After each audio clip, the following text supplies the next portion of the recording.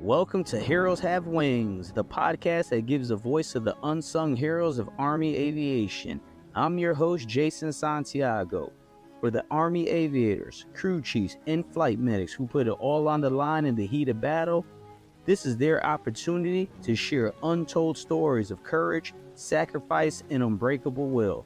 From their beginnings to the battlefield, you hear about their hardships, the moments of doubt, and how they overcame impossible odds to save lives. These warriors didn't just fight for survival, they put others above themselves, embodying the true spirit of heroism and selfless service. Ladies and gentlemen, welcome to Heroes Have Wings.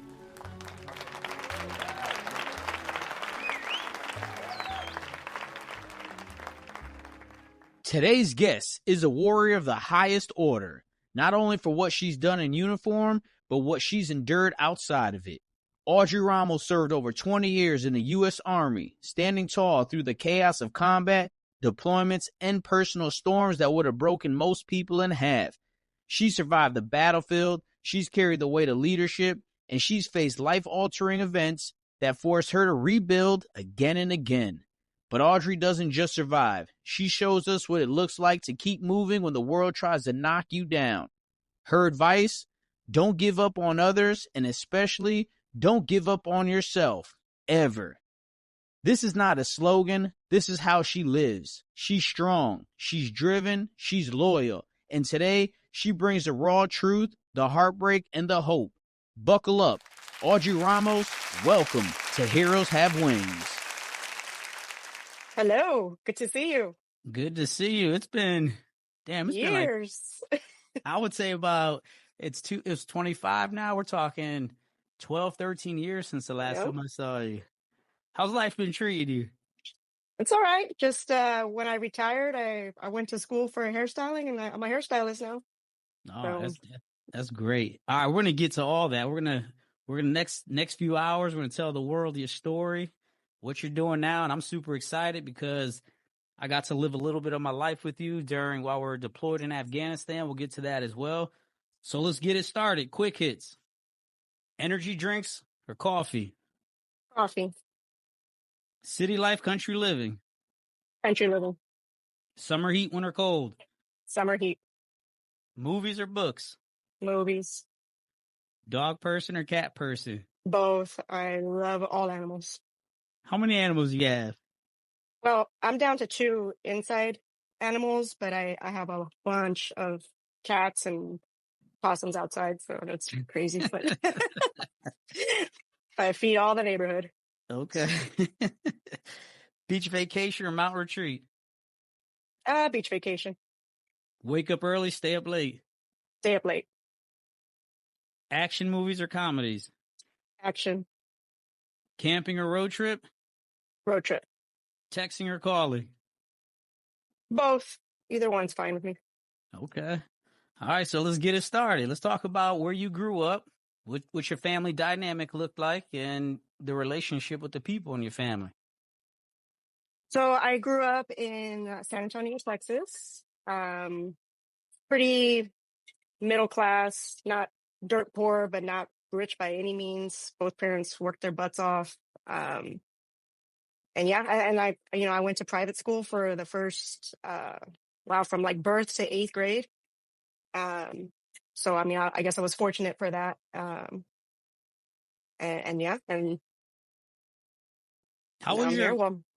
was your parents' relationship growing up? It was okay. They worked a lot. So, when they'd come home, they'd just be beat, and, they'd kind of just go off, do their own things. So they were loving for the time that I saw them, that they were both together. They were pretty loving toward each other. They worked and worked and worked. So are they still together today? No, they separated when I was 9. How was that when you were growing up, that separation process? I was really young at the time, so I don't know that I understood a lot of what was going on. My brother had he was only a year, so I was really I kind of just took care of him a lot. I think I just held more regard for him. I know it broke my dad down. Me not as much, just because I feel like I just didn't understand. Mm-hmm. I knew that they weren't together. Obviously, I was really sad about that, but it just didn't work out for them. My dad, he took it really hard. So that one, just watching that was really rough Yeah. to see. Now, watching your parents work as hard as they did, how did that instill the work ethic you have today? My mom is 67 years old, I think maybe 68. She is still working a full-time job at a gun store. So yeah, just the work ethic was always there. That was always instilled in me. If you want things, you have to work for them. Yeah. And nothing was given to us. So we, my mom made sure, especially if I wanted something, I was washing my own clothes and doing chores around the house at 5 years old, and if I wanted something or I wanted to earn something, she made me work for it. So, How and, did and that transitioned to later on in life. Yeah, I was just gonna ask you that. How did that translate into life growing up and being in a leadership role? Because you realistically you're the oldest of your siblings, and you pretty much had to help out with your siblings and take care of yourself because your mom just raised you that way. How did that help you as you grew up as an adult? It created a lot of independence for me. So I was pretty much raising my brother and sister, um, and then just being very independent. I was already cooking for myself, cooking for them. So I feel like the way it translated later on in life is like I said, you want something, you work for it, and you have to have that independence. You can't rely on anybody. That's the words I'm looking for. You can't rely on anyone but yourself. Mhm. Um, so that, yeah, that translated over. Yeah, that's great. I mean, you can't fail yourself, right? Yeah. At the end of the day, you're all you have. So Yeah. you can't fail yourself. How's your relationship with your dad? So my dad passed away back in 2018, and we'll talk about that when we get to the that area. But growing up, my whole life, my dad was my everything. He was just a really good man. The the kind of man that I looked up to, and I knew that that's what I want to be with if I'm going to get married later on. That's the type of man that I wanted, that I want to be with. He was just, and I was a typical daddy's girl, so he was Yeah. just very kind, very humble man, just not a mean bone in his body. And so, I took his passing really, really hard. But Yeah. yeah, he was my everything. How important with you having that relationship or with your dad? How important is it for the ladies to have that relationship with their dad, a good, healthy relationship like that? I think it's really important because, like I said, that me just watching him, I knew that's the type of man that I deserve to have, that I should be with. And I think he set just a really good example on, he never cheated, he didn't hit, he didn't. I mean, I think he spanked me one time my whole life, but he was really strict too. He didn't have to spank me, so um, he. Yeah, I feel like it's really important for women and for little girls to have that really good relationship with their dad, like with a good dad, Hmm. someone that sets like a good example of what they want to see in their life later on. Yeah. As a dad, I'm hoping that one day that my daughters speak highly of me, like you speak highly of your dad, because it's important. If there's one thing I love to do is be a dad. I mean, it's so Yeah. rewarding, and I'm just hoping I'm a great dad like that. So I appreciate you sharing that because I think a lot of people need to hear that there are great dads out there that truly love their Oh yeah. children and they take care of them and they're good men. So I appreciate you sharing that part. Your relationship with your mom, how is that? We're close. We had some hiccups, throughout the years, but we're both real hard headed.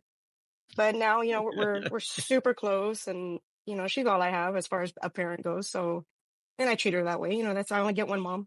I only get one shot at that. So, I keep her close to me, and we talk really often. So not every day, but mostly every day.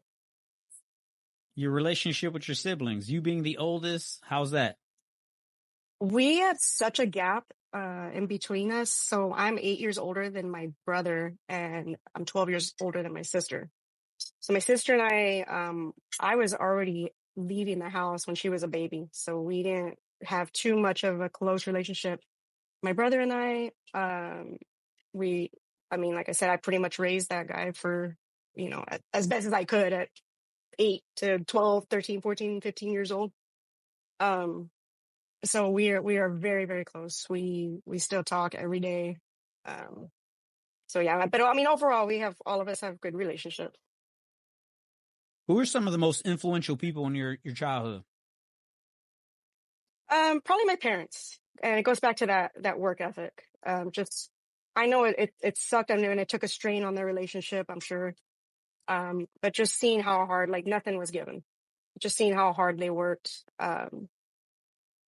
for the things, the small things that we had, and to put me through school, through private school, that was the fortune. Um, so just their work ethic just really stuck with me. So it'd probably be them. Yeah.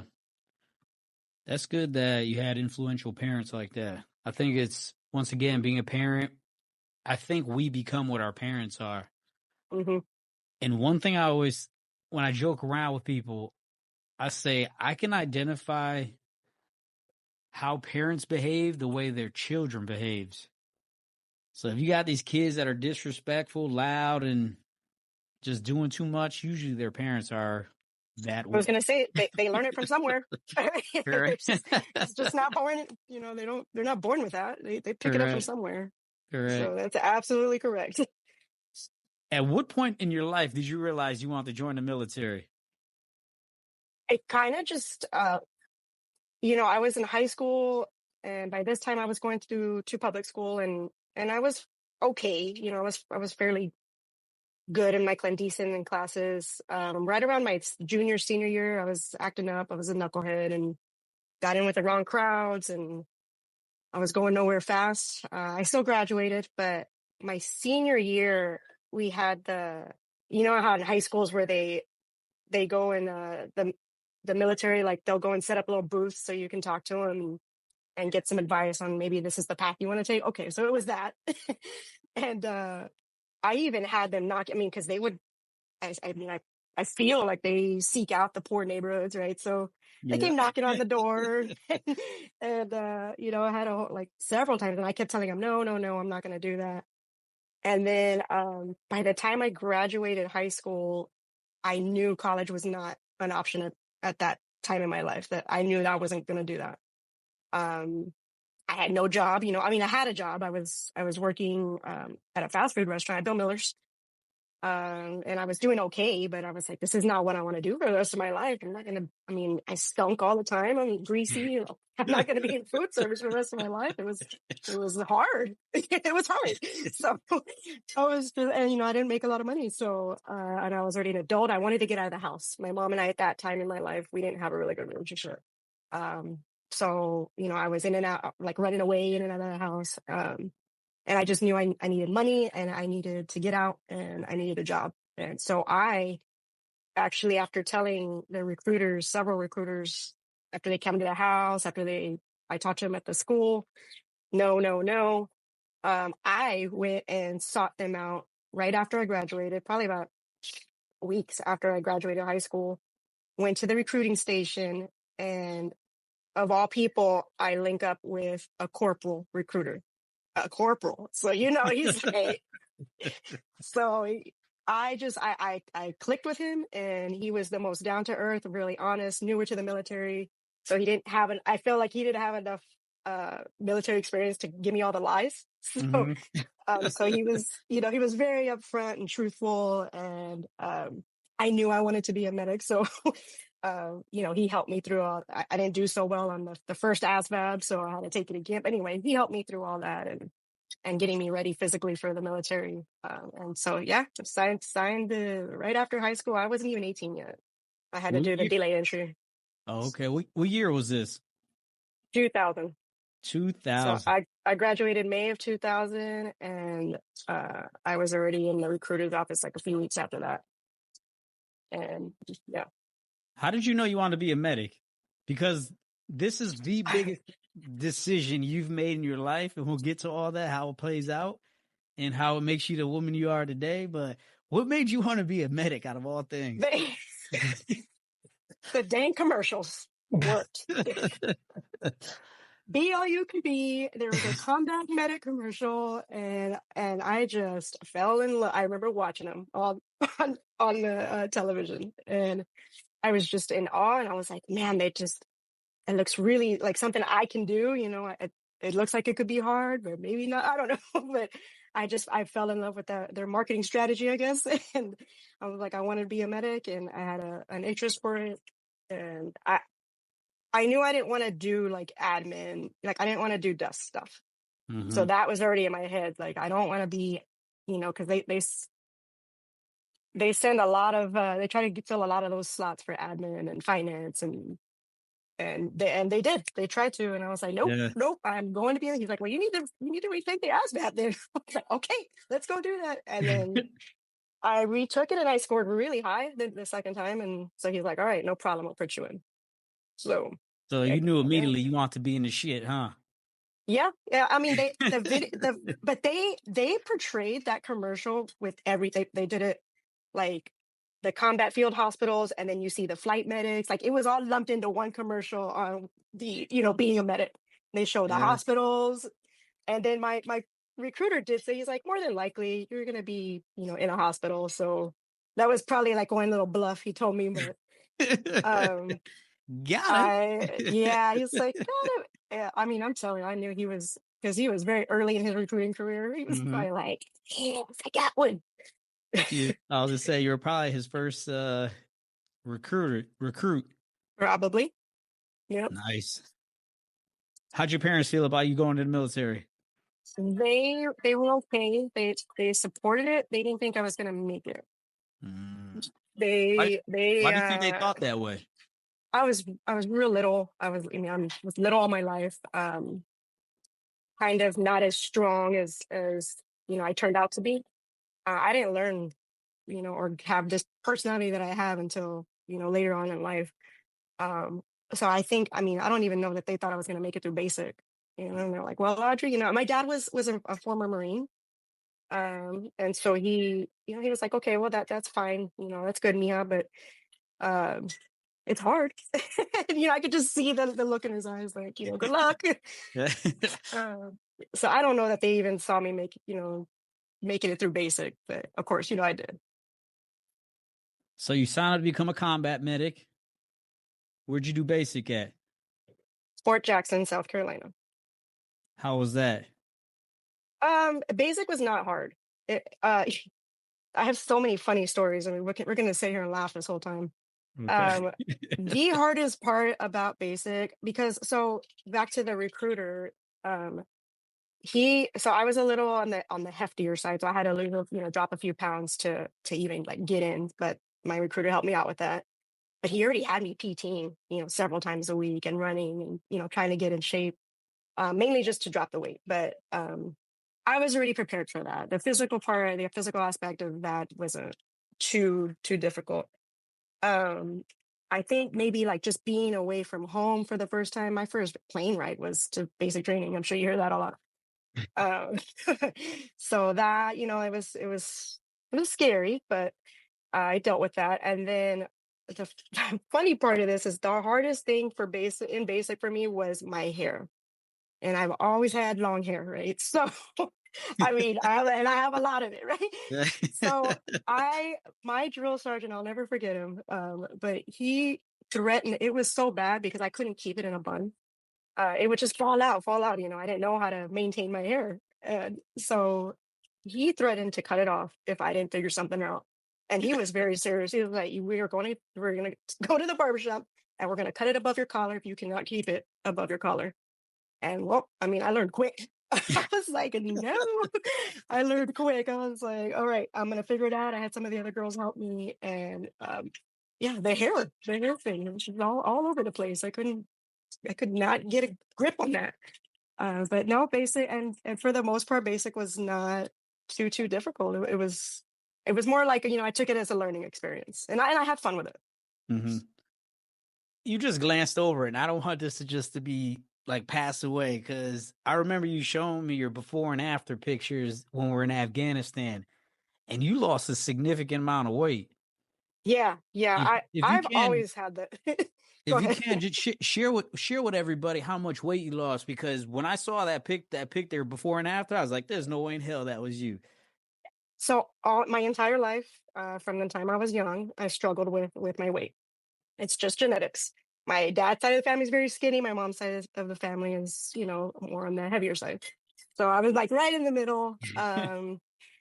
So that I think what I forgot that I showed you that. Now it's all coming back. Um, I want to say I had lost a good 40 or 50 pounds. And, all I did was I ran. And I know you remember me being a big runner. Hmm. Well, and I was always a good runner. I ran in high school, but I just, the weight thing was always an issue. But no, I dedicated myself to running. I mean, a lot of running, and that's how I maintained. I maintained my weight in the military. But I mean, there were times in my career. I mean, I was flagged for being overweight, and I was Really? still a 300. I mean, always a 300 PT. I mean, not that that means anything, but you know what I mean. Like I always passed my physical fitness test. Always maxed everything, the running, including the run, but I could not keep that weight down. So, there were times, yeah, I was flagged and I started, like I said, I mean, I don't even think I watched my diet that much. I want to say maybe I cut out like the breads and uh, I gave up red meat for a really long time, Hmm. which hurt. Um, Hmm. but yeah, no, I dropped it a significant amount and managed to keep it off just by doing that, just making better choices Yeah. with food and exercise. Yeah. I think that's life is all about choices, as you know. Did you get Yeah, any accolades in basic? no. So oh, Hell nah, Jay. I um I was I was targeted quite a bit, and I was always doing push-ups, so I got strong. um I was targeted because I was a knucklehead, so it was I was young and Yeah. I couldn't stop talking. I was always talking back, and so I was targeted quite a bit for that. And then I remember we had like a competition, and the competition was like it was a DNC, a drill and ceremony competition, and um, part of the where you have to do the weapons check, the whole like it's like 6 or 7 functions that you have to perform. Yeah. Well, we're doing this in the platoon, and the whatever platoon won in basic, they get all these accolades and ribbons or whatever, something on their guidons, and so we go through it, right? And we're like, okay, we practice and practice, and like, we're gonna win it, or we were the best platoon. Um, and we were. I mean, honestly, God, we were the best platoon. But I was the only person during that competition that could not bring my bolt back, and I will never forget. So you have to just kind of like play it off, but they checked, so they're checking, and they say, of course, my bolt's not pulled back, and I'm like, yeah. So anyway, that caused us to lose the competition. We won everything else. We won all the other tasks. That one mistake caused us to lose, and my drill sergeant was so upset and let everybody know. Thank you, Ramos, for for losing that competition for us. And it was all because of me, because of that one little mistake. So yeah, no accolades here. I mean, I bet. I mean, like I said, it wasn't hard, but I just kind of like made it through. I want people to understand something. How tall are you?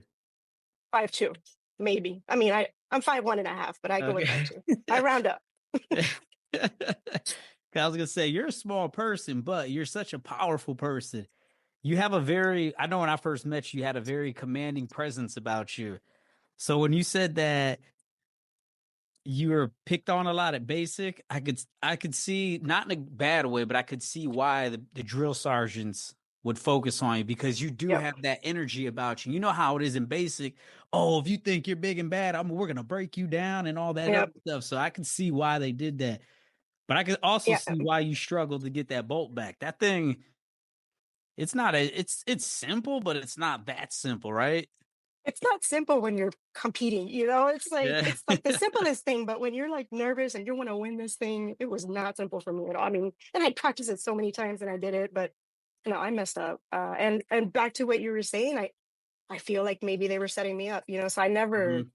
um thought or anything bad or any ill will toward the drill sergeant, or I never felt sorry for myself. I felt like even then, like, okay, maybe they're setting me up for something, or Mhm. and also too, I had a little bit of an attitude, so you know, You cracking me up. Not Audrey, not attitude. I know, no, right. So you leave basic with this is the first time you left home, right? Yes, How was that as a culture shock for you? I'm pretty sure the homesickness was a very it was prevalent thing. homesickness. Mainly, I missed my brother. I was trying to get away from my mom at that point. I missed my brother. I missed my sister. My pets.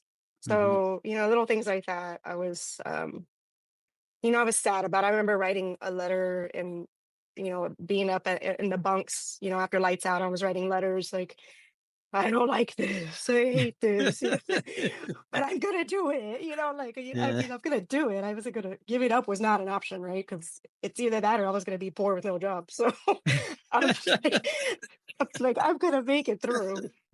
But I'm telling you, I don't like this, and I'm there like crying, writing it, and How much how much of your parents thinking that you weren't gonna make it through was a driving factor for you? well, that was the main, like, my whole family. I have a big family, so my whole family was like, she'll be back in a few weeks. No, no, 20 years it's later, you like, show up. yeah, I'm like, I'm not coming back for 20 years. So you Oh leave man. I love it. You leave basic, you go to AIT, where was that located? Port Sam. So for combat medicine, or combat medic. How hard was, AIT for you? It wasn't, I already knew in my head that that's the route I wanted to go. So, it was new to me. But it wasn't that hard. I did fine on all the testing and, passed and got my certification.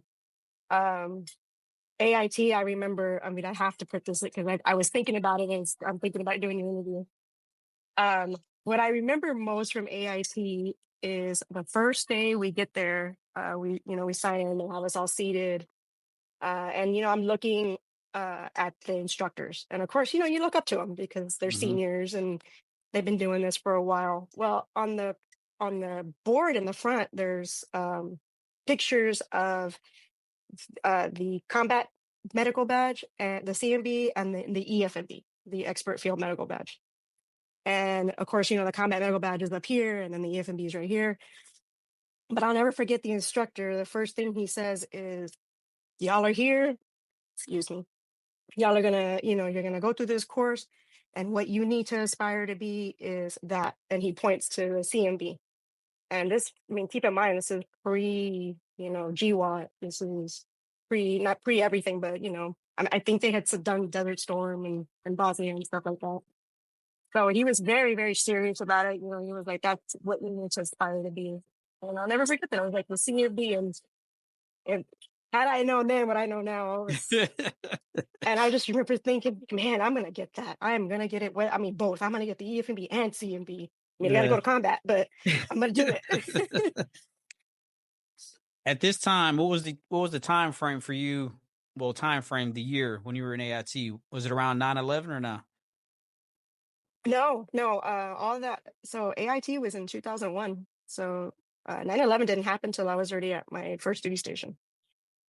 So yeah, I'm one of the old heads. Yeah. So, what was your biggest takeaway from AIT? To this is kind of probably cliche, but to be the best that I could be, the best medic that I could be. Lives are depending on me. Mhm. And I knew, I mean, I already knew that deployment was probably going to be inevitable, even though because Desert Storm was, had happened and, we were going through all that. Um, so I knew it was inevitable, but I also knew, you know, I, I'm here for a reason. I'm here to be a medic. I'm here to do something. And um, yeah, I remember thinking that people are going to count on me, and that meant the world to me. That's what really like drove home. Yeah. How old are you at this time? Oh, it's a baby. I was AIT. I was 18. 18. You're Yeah, just my a baby. were you a private PV2? Oh yeah, I came in as a E nothing. As a PV zero. Where'd you go for your first duty station? Good old Fort Campbell. I was And the Lord had it in him that he was going to keep me at Fort Campbell. How did you feel about going to Fort Campbell for your first duty station? I didn't know what to think. Everything was so new still. I knew that it was in Tennessee and Kentucky and What unit were you a part of at Fort Campbell for the first time? 426. So we were a forward support battalion for 327 for that. So there's three at that time, three infantry brigades. Mm-hmm. This is a long time ago, so I'm trying to remember. At that time, there were three infantry brigades: 327, 50 Deuce, and the Rockasons. So we supported 327, and we were their medical support. What was that experience like? It was a lot of training. We were training. We did a lot of field problems. I mean, Campbell loves to keep you out in the field, so it was definitely um, it was good. Now that we had sergeants. I don't even know if that's a thing anymore. We had sergeants time every week, sometimes twice a week for, more hip pocket training, Mm-hmm. training out in the field. So it was good. I feel like it was trying to gear us up to get ready to go. And at that time, before coin, we were training more on the linear or the direct action. Mm-hmm. Um, so old school, old school jumping, So it You it remember? definitely prepared us. You remember that shit we were in a field stand to? We had to get up early as hell, go lay in those foxholes, freezing. That was Stand to that was and some bullshit. and Campbell is cold, so that was the BS. And and it was so horrible just getting out of your warm, sleeping Mm-hmm. bag, and you're going out into the snow and then for whatever reason, it always needs to rain out in the field, so you're cold and wet, and Correct. you haven't brushed your teeth, so you smell, and oh Yeah, yeah, stand to. life is happening out there. It's Yeah, a it's good horrible. experience. What were you doing 9/11? Because I know you were at Fort Campbell at that time. So I was at Fort Campbell, and see where was okay. I was in Building 1, getting a new ID card. I think I was getting a new ID card because I made PFC or something. So, and all I remember was everything went on lockdown. So I was stuck in Building 1 for, I don't know, day, half or the majority of the day into the night. The entire post shut down or lockdown. And then we're watching it on TV. And I hear a lot of people, I heard a lot of the interviews, like we're watching it on TV and watching these towers fall, and just, I'm like, I mean, you can believe your eyes. Mm-hmm. I'm just like, what is going on right now? And no one, like, there was no explanation for anything. It was, we see these towers fall. I mean, I remember seeing the tower fall, and then I see that second plane come. I'm like, okay, so it wasn't a bomb, it's the planes crashing into it. Mm-hmm. Didn't know what to think. I just remember that I was like, we're going, like, it's coming. Mm-hmm. Because I mean, after you saw that plane, crash, and then you're listening to the news and they're saying it's an act of terror, and then Bush comes on and speaks. I remember thinking, because we're one of the high deployed units or posts. So I was like, we're going. And sure enough, and I don't want to jump ahead, but I can tell you all about that whole No, let's that get whole right into that. experience. Let's get right into that. Um, So 9/11 happens. How soon do you find yourself on your first deployment? so we did. I was in the invasion, the 2003 2004 invasion of Iraq.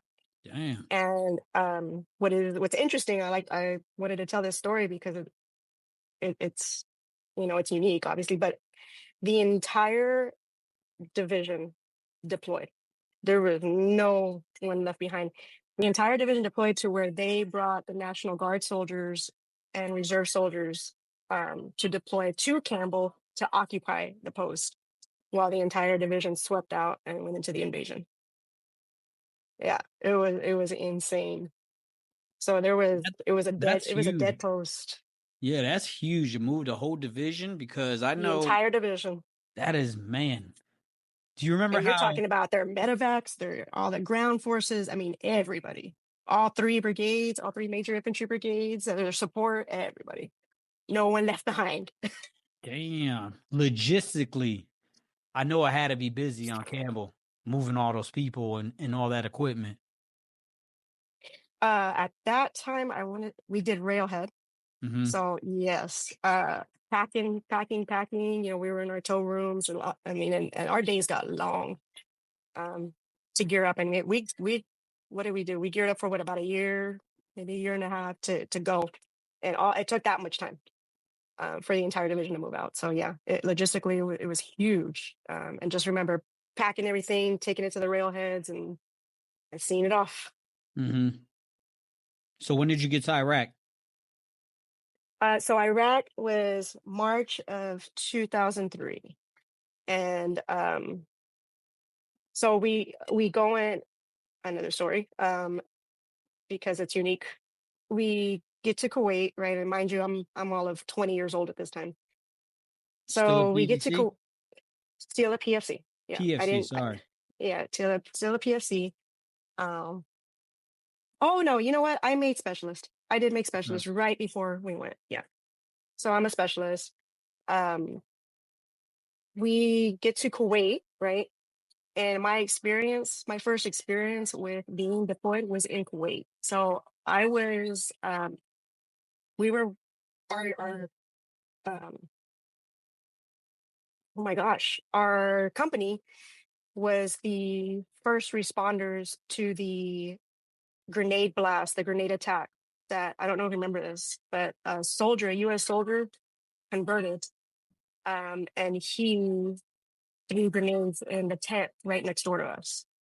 And unfortunately, it killed. I know for sure it killed one person, but obviously it injured a lot of people. So we responded to that, and so that's my first experience. I'm like, oh, golly, we're not even in Iraq yet, Yeah. and this is already happening. Where Kuwait's where you're getting ready to go, getting ramped up to go, and that was it. Like right there was first experience in combat, and to like that it was from one of our own. Was Hmm. really really devastating. I remember But that now that you bring it up, that grenade attack from that soldier. mhm, yeah, right. It was our unit. I mean, it was our not. I mean, our same unit. So it How was did it you was feel at that moment? insane. How did you feel at that That moment, realizing that, you know what, this shit is about to get real? that if it's from one of our own, then what am I going to expect downrange? Like, what am I going to expect when we get there? One of our own is already killing us. Um, it's got to be 10 times worse. And I was scared. I didn't know what to expect. So I was really nervous. Again, writing back to my letter writing. I used to write a lot. I'm writing a letter in Kuwait after that happened to my mom, and it was, for all intents and purposes, my death letter that, if I don't make it back, my last words. But I was already traumatized. So Yeah. I was like, this is already happening, and now we're about to. We stayed in Kuwait for a good 3 weeks, Hmm. 3 or 4 weeks. Um, so yeah, it was frightening at the age of 20, not knowing anything. Um, just it was pretty frightening. So how'd you get into Iraq? Did you drive, fly? How did that work for you? Okay, so all drive. So we drove 4 days. It was a 4-day ground assault convoy. And what is also interesting about this deployment is we didn't have okay, so the whole division deployed, but we didn't have the funds, right? And we didn't have the entire division didn't have enough funds. We didn't know what we were going into either. So we didn't have enough SAPI plates. So one SAPI plate was issued. We didn't have any armor. We didn't have any up armor. We went in all soft. We didn't have any. We had SAPI plates, but one SAPI plate per person. And they were like, "Look, you choose where you want to put it. You put it in the front or the back. But it's up to you." Um, and we just, I mean, it was crazy because we went in all mop level ready, hot, soft vehicles. We had the little like sun deflectors on them, but that was it. That was all we had for armor. And hopefully a vest that saves you if you get shot. Because at that Yeah. time, it was small arms and RPGs it was one of the major threats. And until we figured out that um, that biological warfare wasn't going to be so much of an issue, but we were in all mopped up until we figured that one out. And I'm talking Dang. like sleeping in your gas mask, driving in your gas mask, and just we were. And I remember hearing a few stories where they talk about that. So Yeah. yeah, we were part of that. So it was a 4-day ground assault convoy, and I was a driver of an LMTV, and we went and it was so cool because this is my first experience with anything out of the norm. We had the British on either side of us and their tanks rolling with us. That was our protection. That was our armor. Hmm. And just like in the movies or that what you saw on TV, the fires on, all the buildings, everything on fire, the palaces, like we drove right through that because we were right behind the infantry, and we went behind the Marines as well. So we covered the Hmm. Marines. But they were in first. Of course, your special ops and all that, and then they did their damage, and then the Marines, of course, the infantry, and we're behind them supporting it. But we just see everything on fire on both sides, and then our tanks, our British tanks on both sides, moving in with us. And I'm telling you, it was snail pace, like 20 miles an hour until we got up to the border and we stopped. I remember the brief was they the the enemy they would throw their wives or their kids in front of our vehicles to stop us, and that because that's already what they had seen up. The convoy was like 5 miles long, so Hmm. that's already what they were seeing. Um, and I remember them saying, just if you're a driver, you have to roll over 'em. Like, don't stop, don't swerve, otherwise you'll flip over. And there's another thing you got to do there. So, and it's so crazy that they put me as a driver because I had been in so many vehicle accidents where I was the driver.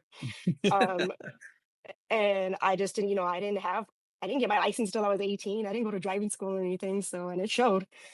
Um, but no, they put me an LMTV driver of all things. Dang. And we blasted through the wire, through the the border. Hmm. And sure enough, we were throwing their families out there, and we're mauling them down. In Sheesh. crazy, crazy times. And we were and then the convoy started opening up, so we're here driving like 70 miles an hour at this point, and they're like, you just got to move, you got to move, you got to move, you can't stop. Yeah. So Where'd you guys crazy, end crazy up? times. Where'd you guys end up in Iraq?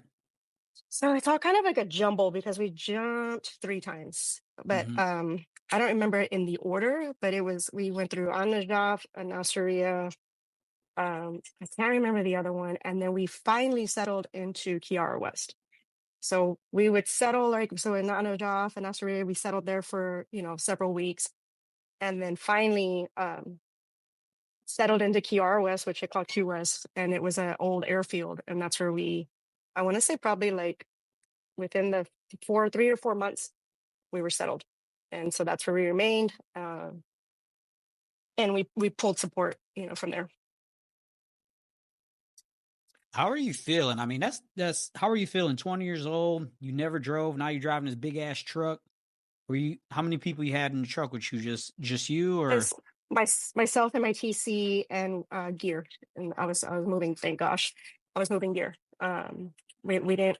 I don't remember us having to put anybody in the back of our vehicles. I think we had enough. We didn't have enough vehicles. Um, so yeah, and I did well. I mean, I was proud of us after, I didn't even talk about this, but before in one of our training exercises, before that deployment even happened, I had rolled over an ambulance. I was a driver. I rolled over an ambulance and I rolled it over on top of someone. She fell out. She wasn't wearing her seatbelt. Damn. She fell out of the passenger side, and the vehicle was on top of her. And she survived. And I'm there under the vehicle with her, talking to her until we could get support. But I browned out. I was in a two vehicle convoy, browned out, um and I lost control and rolled over, and she was pregnant. Holy But she shouldn't have been shit. out in the field to Mm-hmm. begin with, but she was, and I almost killed her. And that, of course, that stuck with me and I'm thinking, okay, and now you want me to be a driver for to go in across the border from Kuwait to Iraq, but they're telling me I can mow people down. I'm like, all right, well, I mean, I've already, not that this is funny, but I've already got a little bit of experience, you know, fucking people Yeah. up Yeah. in vehicles. So I had no issues with that.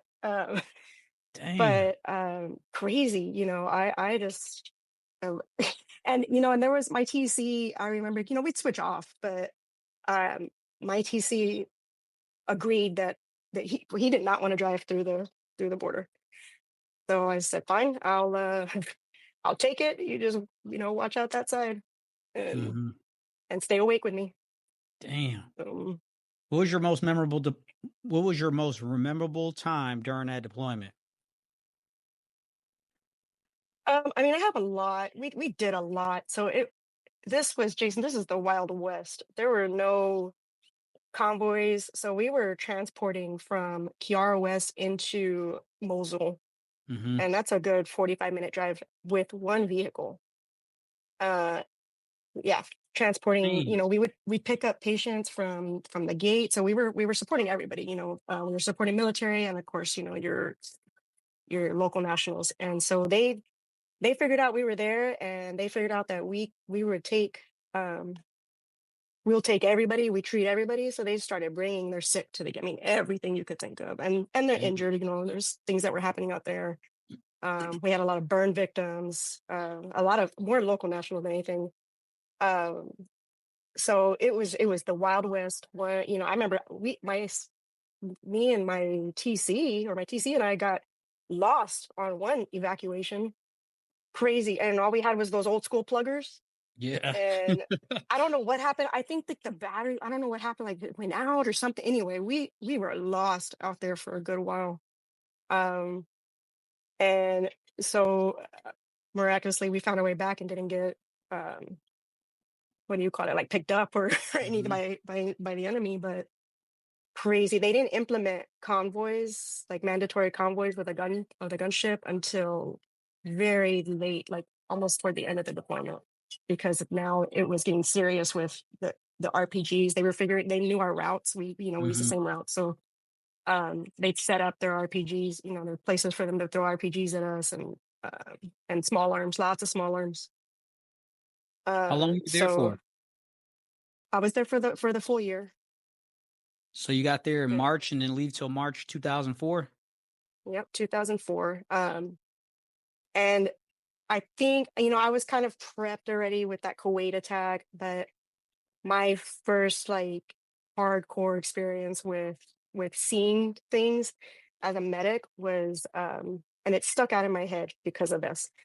Uh, we had a guy who he took an RPG to the chest, and he didn't survive, but his whole body, we had to hold him. So we were transporting him, but we brought him in, we held him, and then we moved him out. But he his whole body was intact except for like the indention from the RPG.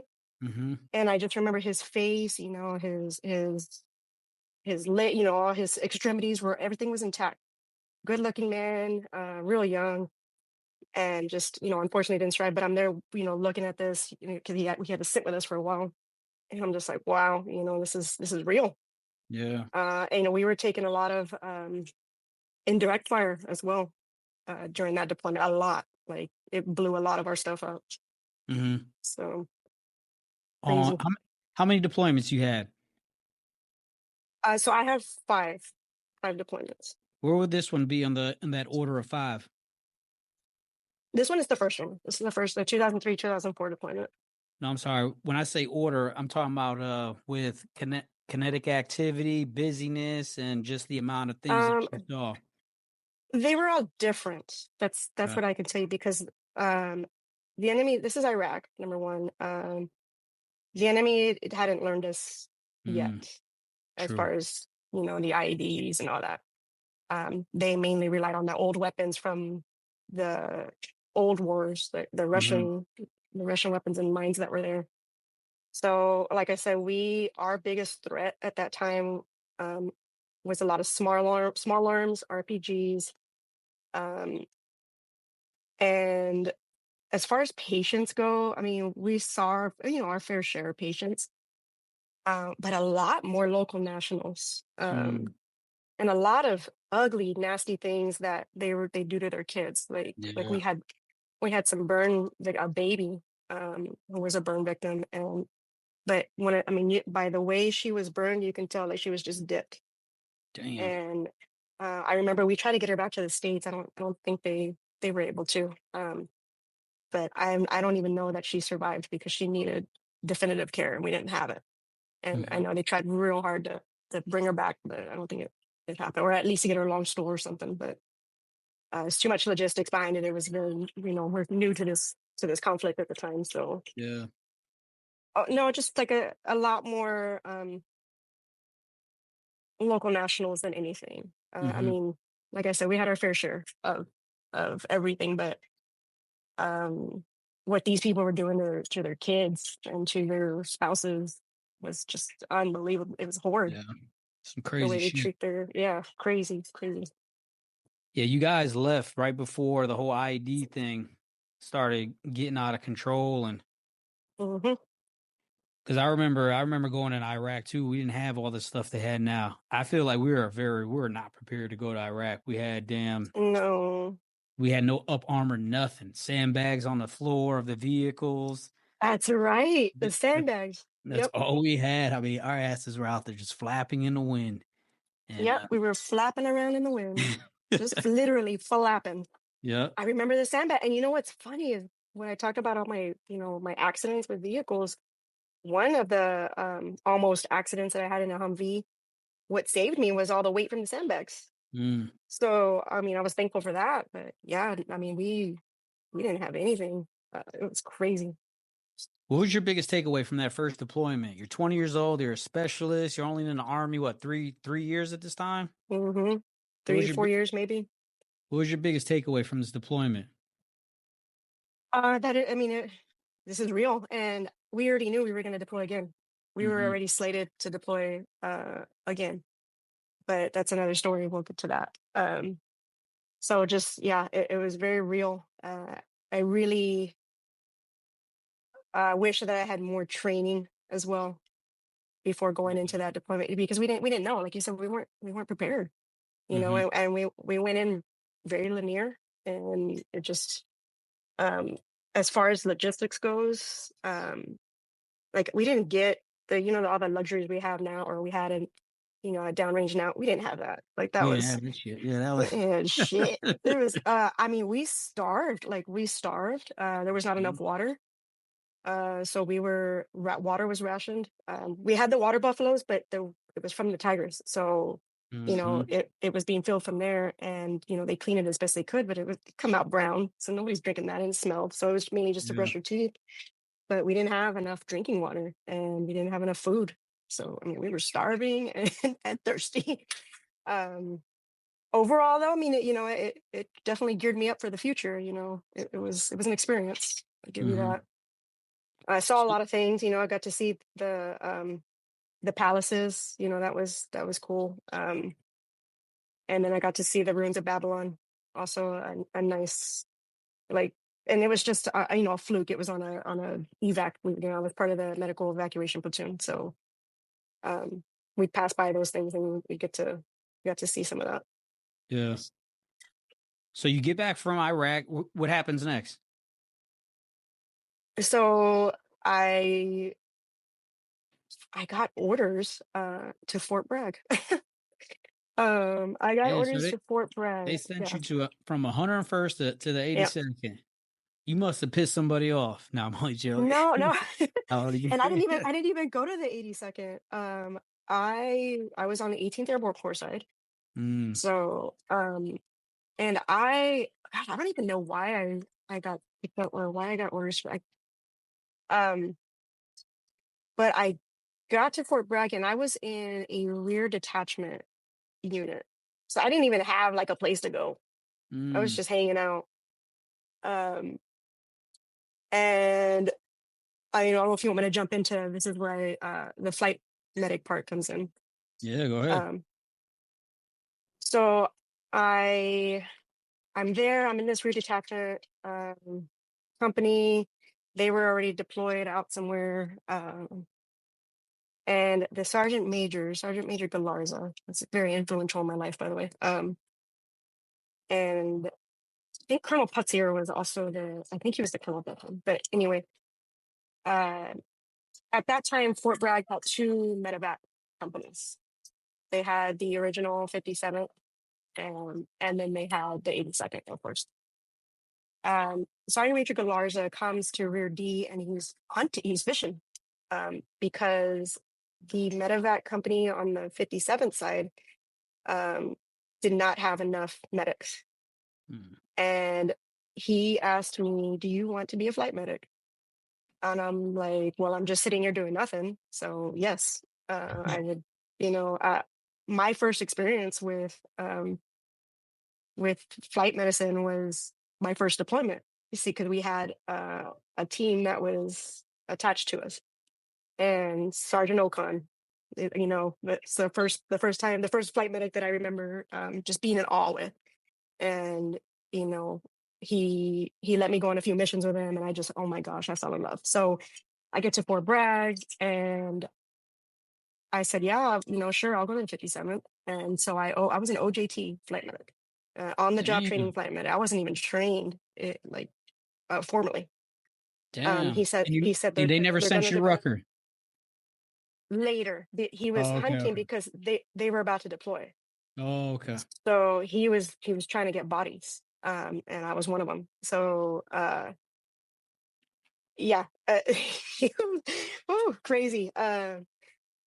So I get over there, and at this time, the medevac, the way it was structured, was interesting. It wasn't the way it is now. It was one flight platoon, one maintenance platoon, headquarters, and then your first sergeant. So we had one platoon sergeant for all of flight platoon in E7.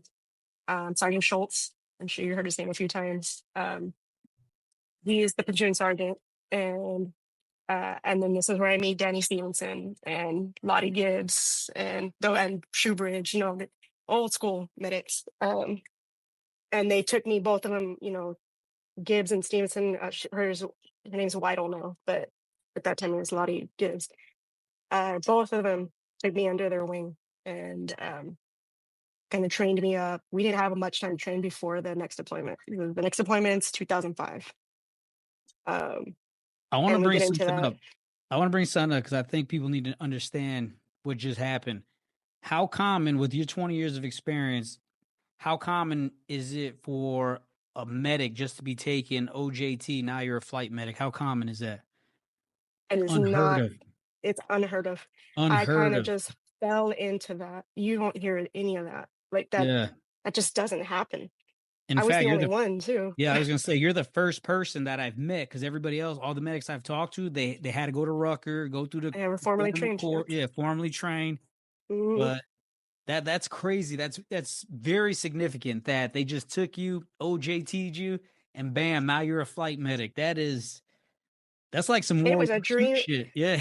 Yes, I feel old. Like it was a dream come true, and it was a very humbling because what I figured out on that deployment as I got into it, my on the job training was downrange. Hmm. We had very, very little. Actually, I don't even think I got into an aircraft until we got downrange, to be honest with you.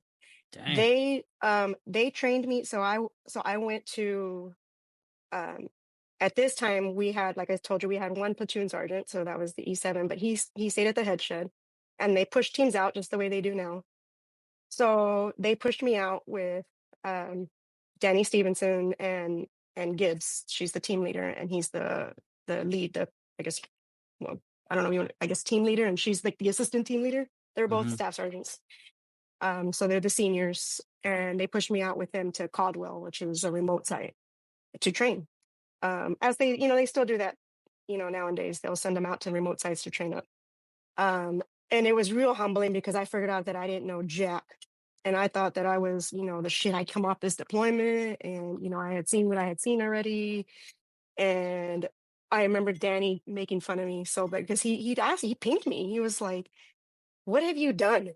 And Gibbs Whittle, who is my best friend to this day, one of my best friends to this day, she was real hard on me. She was like, I'll never forget. She's like, "It's like you don't even know anything medicine wise. Like, you did a deployment." Like, she literally, she was like, "You can't even man," because they set me up on a mass cow, like a mock mass cow training.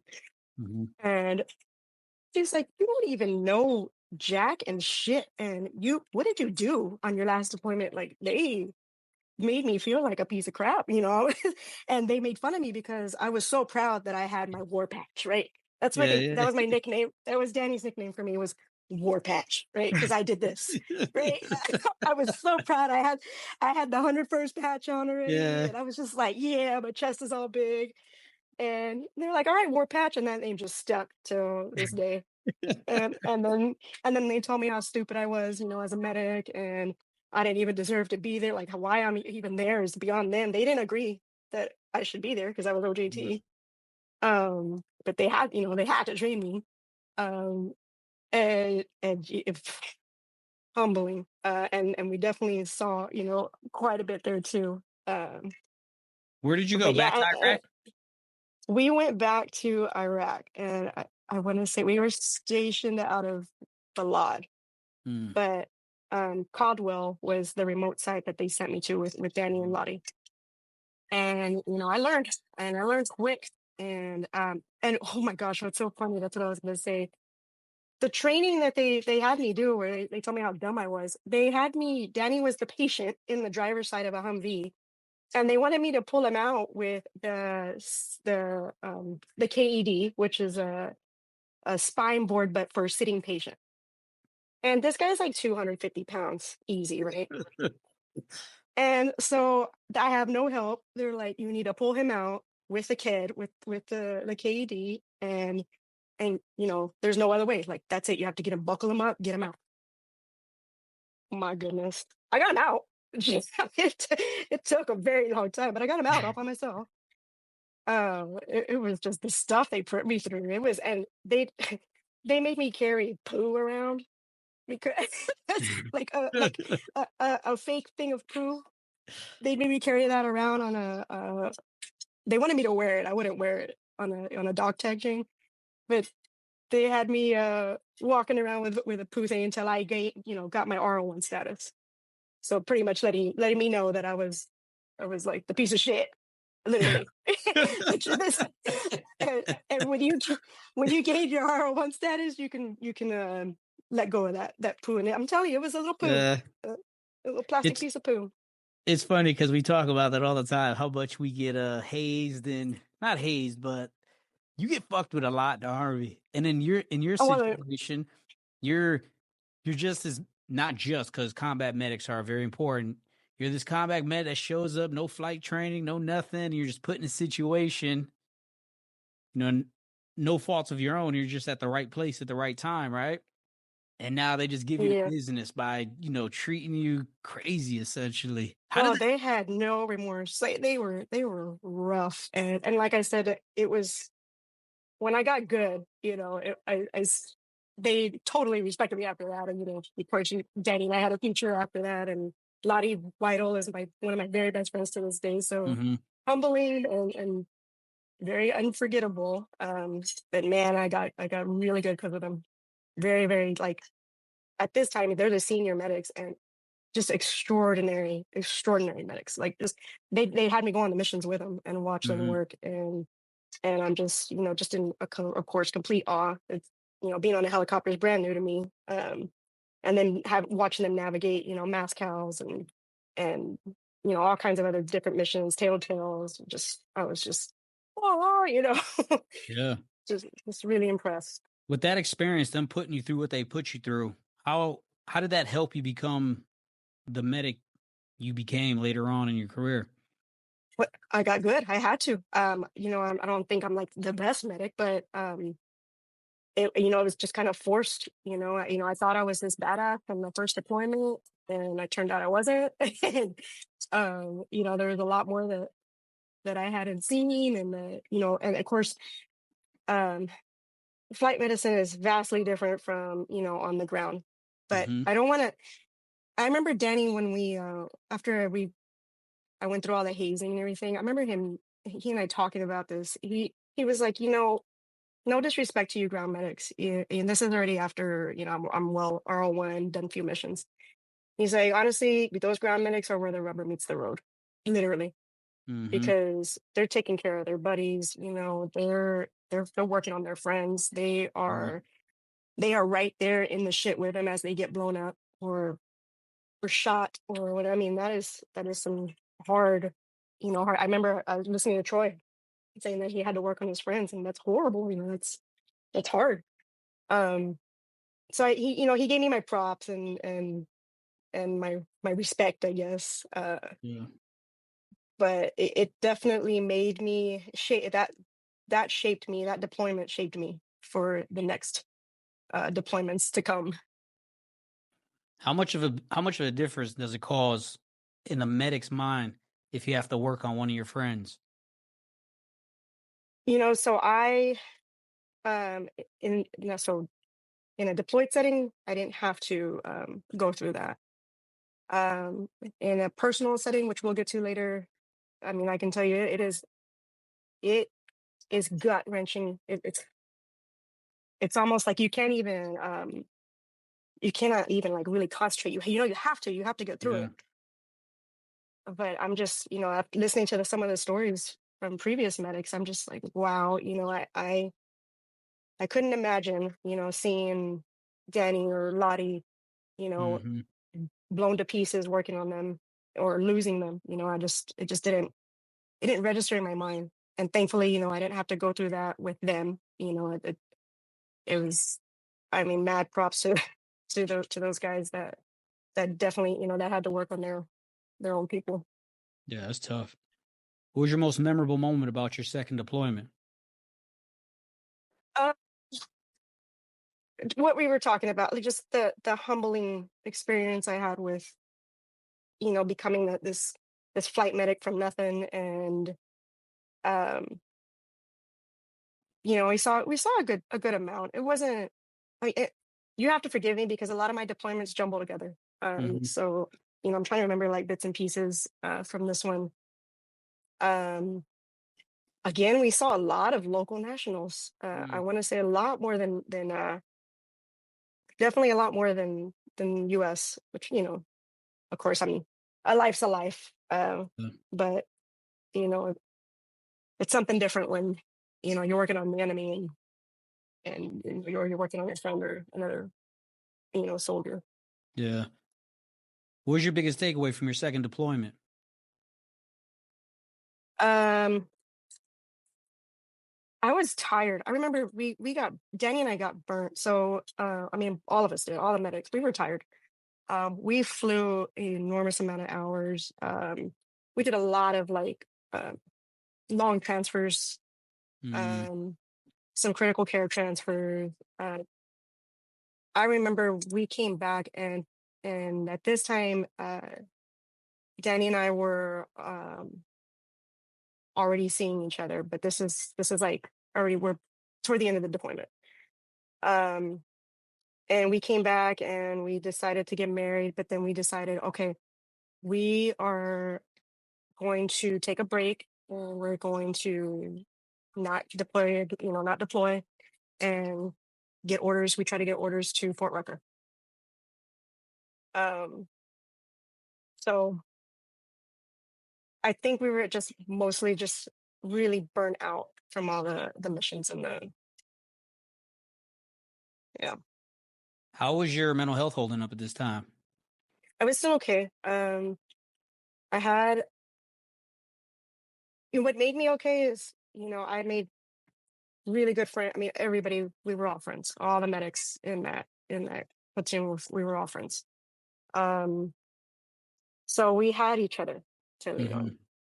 And then I had, Lottie and Shoebridge and then old McNabb, all these older medics, we all had each other to rely on. And Schultz, so we were okay. And mental health at this time wasn't really uh, a big thing yet, as far as I mean, especially the first deployment, that was even unheard of. Um, so you had to be okay. But we knew that we wanted a break. We didn't want to deploy, so we attempted.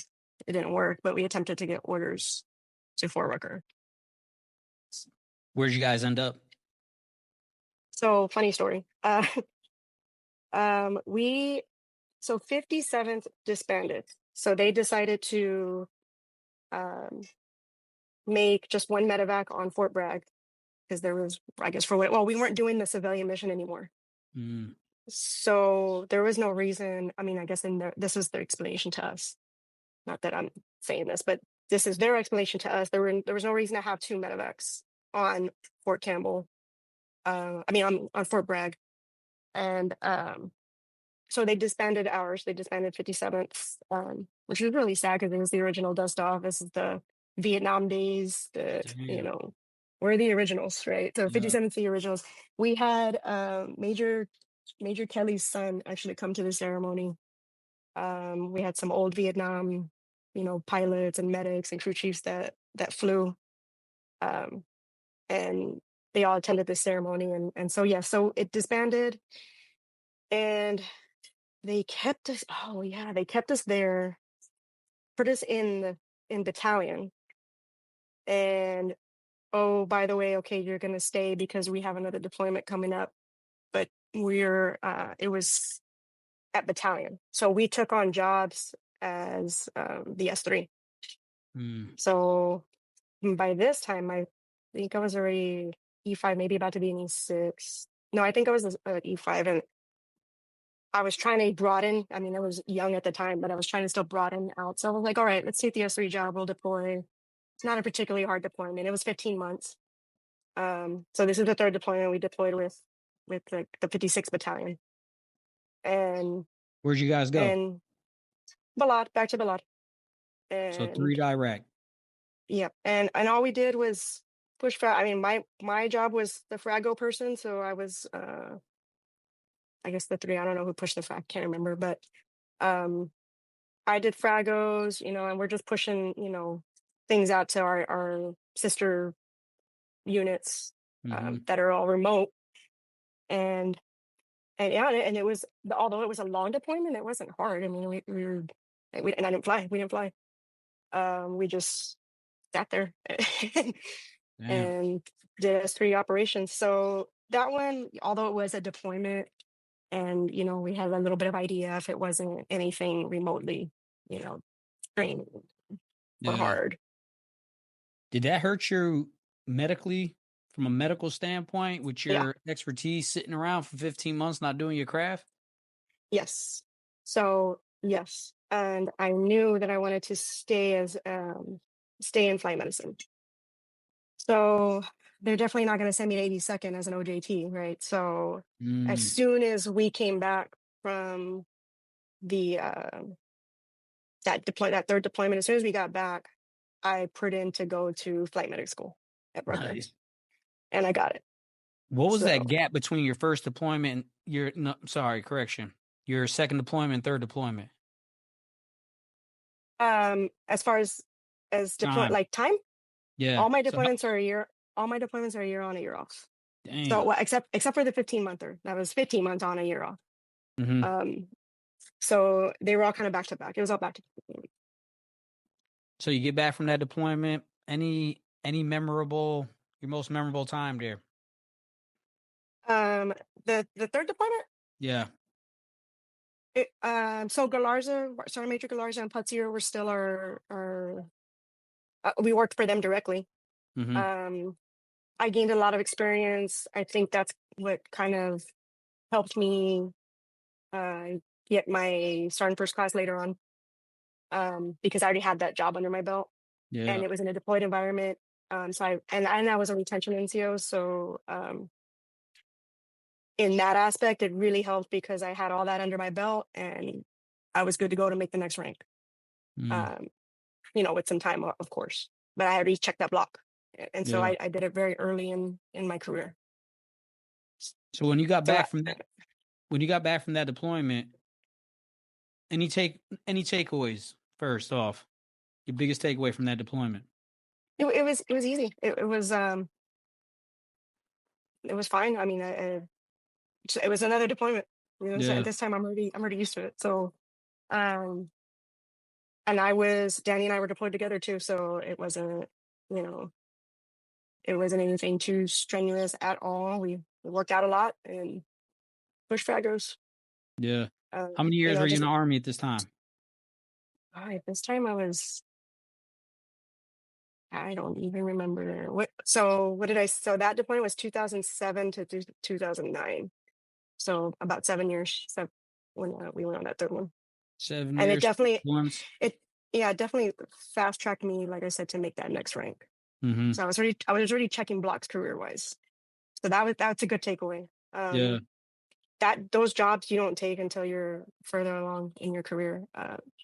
But I took it as a very young NCO and did well, and definitely propelled me in my career, rank Mm-hmm. wise. I think taking those jobs are important as well because that is what Hmm. separates you. Because Yes. realistically, there's in the scope of things in our Army, right? There's thousands of flight medics, thousands of aviators. We need to Hmm. do these things that are different from aviation to separate us from our peers to get us those promotions. So you doing that at a young stage, your career is pretty impressive, actually. That's why I wasn't so upset about it, and I don't really of course, I'm not like, oh, my third deployment. No, I mean, it was good. And getting that Mm-hmm. experience downrange was good. Um, but it did take a hit on my skills. Mm. So, you're talking a whole 2 years. I'm not doing anything medicine wise. Mm-hmm. How soon you get back? Do you find yourself at Fort Rucker at flight medic school? I put in right. I mean, as soon as we came back, we were still like literally unloading stuff, and my operation sergeant at the time, the master sergeant that was in charge of us, was very supportive of Sergeant Glenn. Who was also the first sergeant for the second deployment, in the flight medic company that we were in. So I stayed. That was the other thing too. I stayed with all these people, Mm-hmm. for a lot of my career. So Glenn was really supportive of me wanting to go to the school because I don't know. I felt like, I mean, I hadn't touched a patient in years. I wanted to have that under my belt. I had the wings, the flight wings, but I felt, even though I was flying downrange, I felt like I didn't earn them, right? So I was like, I want to go to school. I don't care if I deploy or not, but I do want to get this school under my belt. And yeah, he sent me to the school. Man, that's cool as hell that you got your flight wings and everything. Weren't even formally school trained until Nope, after the fact. That I got him, from that deployment. you're a true unicorn. I just want you to know that because 16, 15 plus years in the Army, I've never heard that. 11 of it Yeah, being aviation, I've never heard that, but that's pretty cool. and I couldn't do my my war patch or my wingspan. Be made fun of too. Oh my goodness. At your point in your military career, how important was it to build these relationships with everybody? Because I see you already had a tight community around you. How important were these relationships to you? These relationships are the world because I did several deployments with them in different capacities. So, like I said, that third deployment, I worked for who was my first sergeant for my second deployment, and he took on the master sergeant role in S3. And then Chantel Thompson, another old head, another old flight medic. Like I said, Danny, myself. I want to say there was two more of us, and we, like I said, we had each other, and that deployment kind of was a break for all of us, to be Mm-hmm. honest with you. So we were all pretty good, and we had each other. We Mm-hmm. had and we had the community to talk to. Glenn was there, so it it was super, I think, super good for us to stay like that close knit, and then being able to deploy with him, again, because the following deployments, um, again, like same tight knit community that you're Yeah. deploying with. So you get done at Rucker. Where do you go next? Okay, so this is an interesting story. We we said that we wanted to stay. We wanted to go to teach at Rucker. Mm. So there was no deployment that we saw, in the future with Bragg, and we needed to move. And so we said we're going to go take a teaching job at Rucker, and we got the orders. We talked to Branch, and we were at this time two staff sergeants. We got the orders, um, and for some reason, one of the rear D units that we were attached to, after we came back from that deployment, we went to a 261st, and then we were in the rear D. But when we got those orders, for some reason, the leadership fenced us in under a fictitious UIC. And Mm. so because of that, we lost our orders. And so teaching was out of the question, because we really wanted to go teach. And it would have been a break, off the deployment cycle. So I didn't get to do that. And we filed a congressional, both of us. I filed with my state and he filed with his. And, it went up the chain as congressionals do. Get a call from our branch manager. And at this time, I'm already, formally trained, flight medic.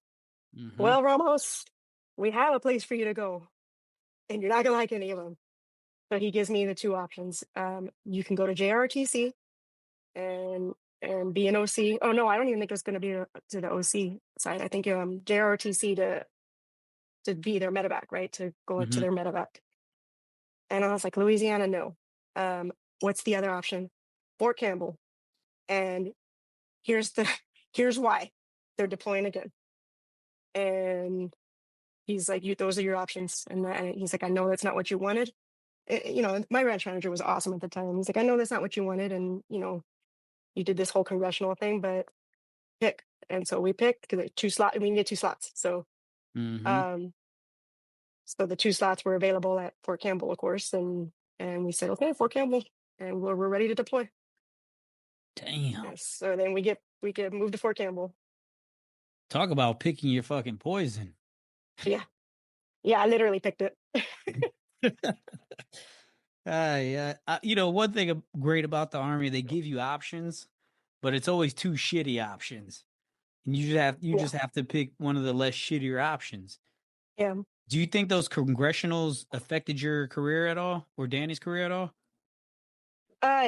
For the good. It worked. And we weren't trying to get anything out of it. We were pissed. Mm-hmm. We were not trying to get. And they told us, you're not going to get your orders back. They were already slated to someone else, the two other people.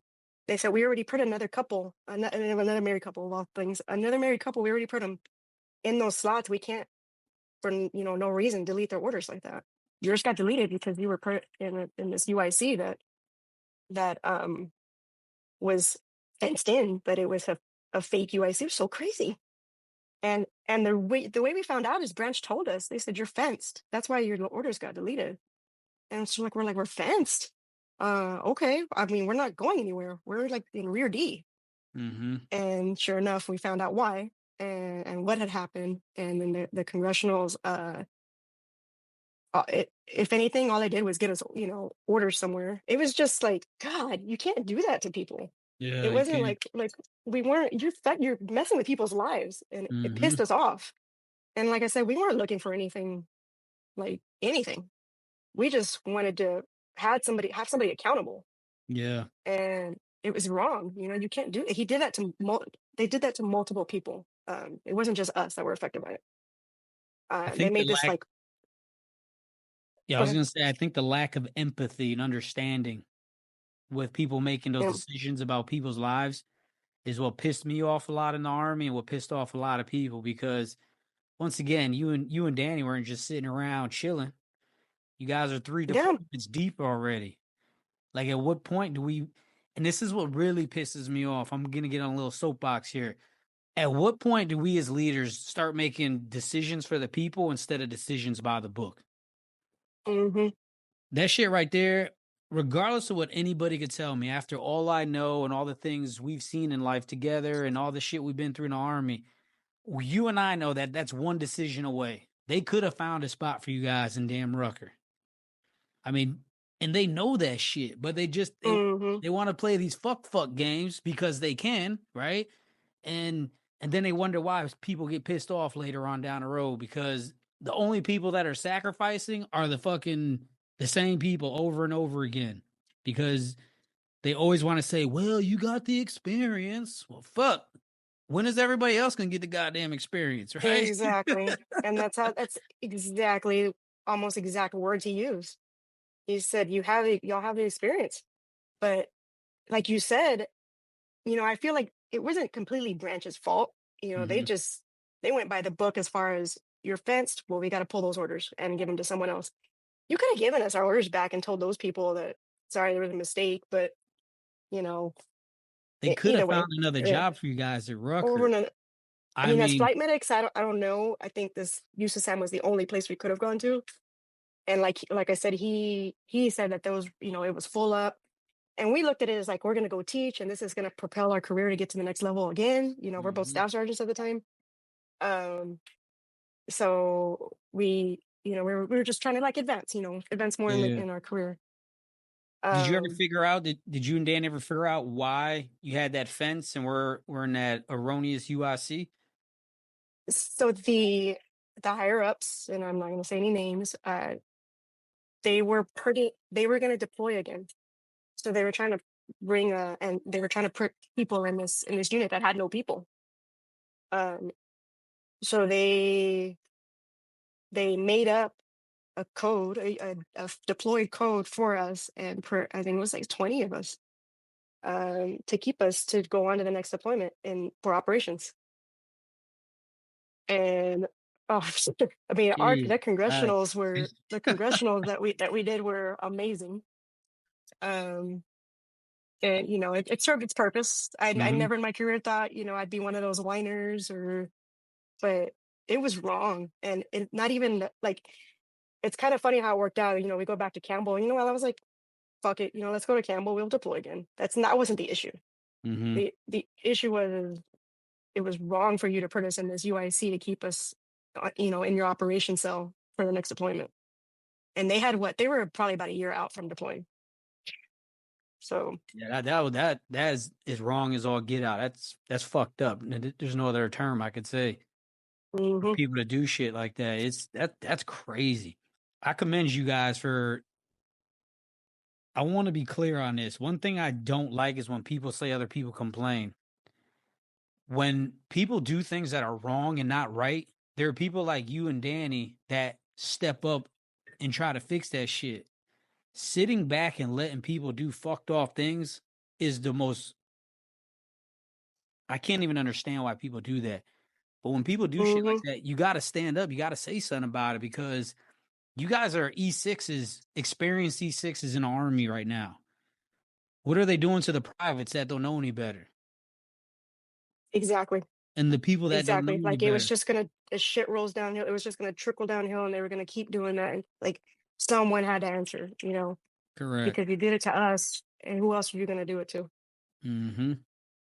So And you like I guys said, did, it ended up getting us to another deployment, deployed yeah. unit. But we were like, fuck it, we know Campbell. I knew Campbell. Hmm. So, Danny hadn't been to Campbell yet. So I was like, well, hey, I know Campbell. We're gonna deploy. That's fine. Let's go. We'll go to a medevac company. Hmm. And we loved being in the medevac. So we were like, okay, let's do it. no problem. It's not, anything but Louisiana. So Yeah. we were like, Yeah, I see. hell Yeah. no. So you show up to Fort Campbell.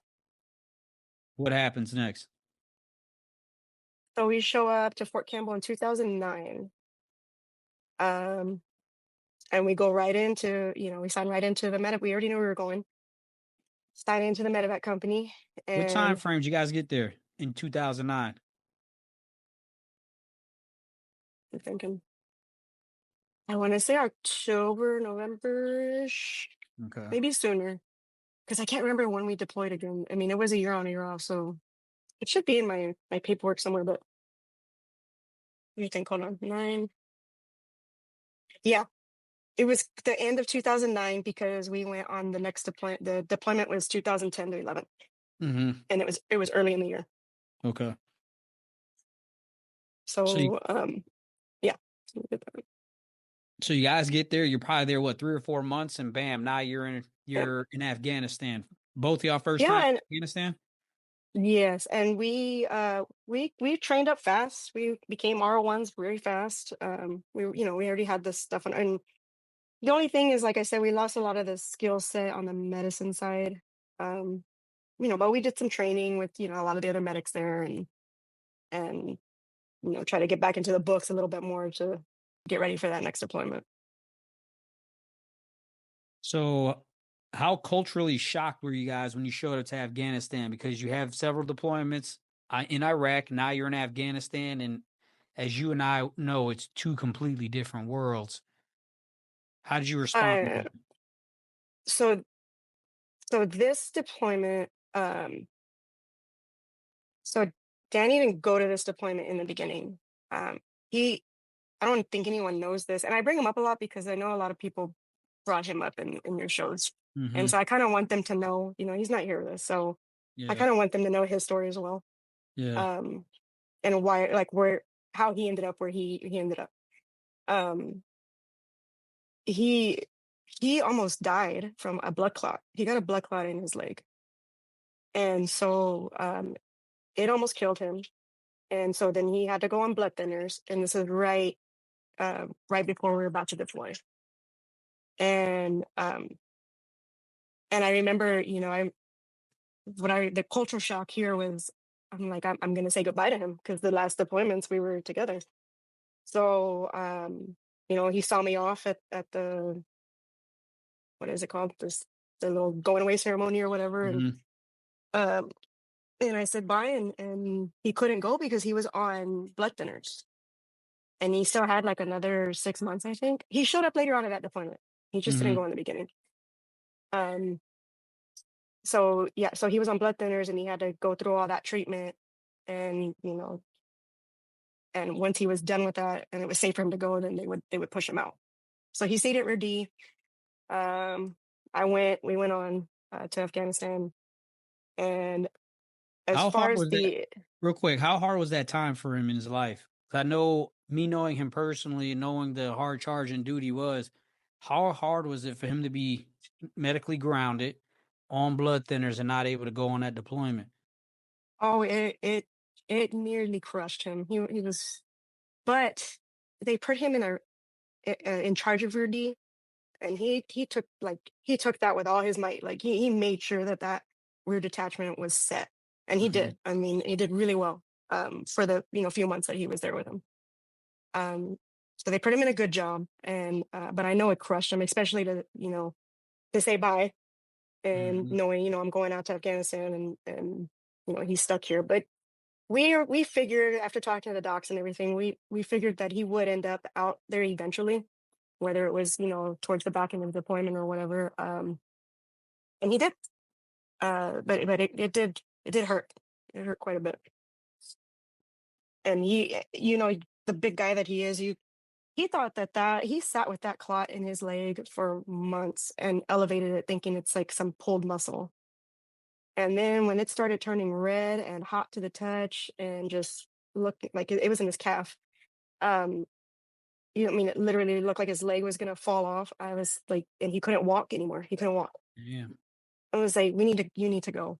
you need to get this checked. Sure enough, they found it was a clot. And luckily that he didn't throw it, it didn't get pushed up to his lungs or his brain, and it sat there. Yeah. And they found it but he had that clot for a good while before he got treatment. Holy And just shit. because of hard-headed, thinking that we didn't know, he didn't know. And I was like, man, this is getting bad. I mean, when you're not, I think once he couldn't walk anymore, I was like, that's it, man. You need to go get checked. Yeah. So So yeah, you show to Afghanistan by yourself in a new unit. What happens? How are you feeling? I was good. They restructured the medevac, so we had our different platoons. Um, and I think I was a staff sergeant at this time. Um, Huge culture shock as far as the area, the vastly different from Iraq. Um, at this time now we're seeing the bigger. I mean, we saw a few IEDs in Iraq on that second deployment. But by the 10-11 deployment, they were insane. Like Mm-hmm. huge IEDs. Yeah, this probably is the hardest deployment that I feel was on all of us, for all of us. I think Monty talks about it a little bit as well. It was rough. And it was all flat terrain, so I mean we had that going for us. Mm-hmm. So we were we were in Kandahar, so southern Afghanistan. So the flying, not too terrible, uh, but more what we saw patient load wise, insane. Were you in a leadership position at that time? No, so I I found out that I made sergeant first. I made the list for sergeant first class from my platoon sergeant who was sergeant first class. He let me know. I found out, and that's probably one of like the happiest. I just come off a mission, and it was a horrible mission, but he's like, "You made the list," and he gave me a big old hug, and I was just so ecstatic because sergeant first class was something I was shooting. I had worked my career to get to. And I wanted to, and when they restructured medevac, as a sergeant first class, you could take on a platoon sergeant job, and it wasn't. Now there's several platoon sergeants in flight medic platoon sergeants. There's three now, as opposed to the one that they Mm-hmm. had before under the old structure. So there was room making. I know how they say you don't want to make rank because you promote out of your job. Mm-hmm. Well, when they restructured the medevac, um, it worked because we're like, well, I can take a platoon sergeant job and still fly and be a medic, and so yeah, it was awesome. And I was in a team lead position, um, not a platoon sergeant position. I took on my platoon uh, in the middle of that deployment, so I did take on as a leadership position. I don't know that I was like ready for it, but I feel like I had a good platoon sergeant, and then I'm not gonna throw him under the bus, but there was stuff that happened downrange that he got pushed out, and I took over his platoon, Mm-hmm. and I kept him. I kept my platoon, so a fourth platoon. Um, What was your most and memorable moment that deployment? this one was rough. We saw a lot of. So this is where these are your Jimmy Shields, your Hatfields come in. Um, I remember, I mean, flying. I flew a lot with Jimmy. Um, we did a mass cow together that was insane. Um, One of them was we had a few sectors that we were responsible for. Ramrod was one of them, and I think it was Ramrod. Yeah. So we were Dwyer and then Ramrod, and we covered all that, and we rotated out. We had a mission in Ramrod that we were covering a striker unit. We were their medical support, and the strikers at this time were not built up the way they are now. They were Mm-hmm. still really soft. Um, so they were on a convoy. They got blown up, and their medic was on the mission with them, and he was in the seat where the bomb went off, the IED went off, and it instantly killed him. However, we get the call, we go and pick him up, and his platoon sergeant comes with him, and I get the patient, I get him, and I already knew, and I did not know that he was their medic, but I knew that he was gone already. So uh, he took the blast so hard to his body that his body was intact, but everything inside was pooling. Like all you could see, his whole entire body turned purple because he had Mm. so much internal injuries. And the platoon sergeant flew with him. He asked if he could fly with him. I said, of course, get on. Um, and I I remember working on him, knowing that he's obviously gone, but that we do things for their loved ones or their platoon sergeants or their people. Because I'm like, what am I gonna do? Sit there and stare at him, or work on him and show this guy I'm doing everything I can to bring him back. But I'm doing CPR on this guy, and I'm there's no bone. Like I'm CPRing in jello. It's like it's there's nothing to CPR. I'm CPRing jello, and like he had tourniquets, but they weren't doing anything. I mean, he was already he had pulled so much blood here. All his bones were broken inside, Mm. and the platoon sergeant, it just broke my heart. He I don't even know if till this day if he thinks like I didn't do enough because I talked to him after. So we get him to the hospital and they called it right there. And the platoon sergeant just he couldn't believe it. He thought there was some hope, once we got in the hospital that he was gonna. They didn't even crack his. I mean, there was nothing. Um, and the look on his face, he just broke down. Like really big, tall, burly guy. I went down to the floor like in disbelief that he had lost his guy. And I remember I talked to him later because we're still covering that area, and he's just like like a shell of a man. And I don't know if maybe like I don't know if he had this attitude toward me that I didn't do enough for him for his soldier, or he was just like broke. Like I just seeing these men break like that is insane. So that's a big one. That was a another one. I remember thinking I R- pull a patient. Go ahead. Real quick, Audrey, how hard is that to watch, man? Like you said, a a strong man like that break over something like that. How hard is that to watch? It it's almost harder than the mission itself. Mm. It's for me. It is harder to see people in in agony. So and it's weird because like for myself, I don't have any like pity toward myself or I never feel sorry for myself stuff. But if I see someone in agony like that, that's what crushes me.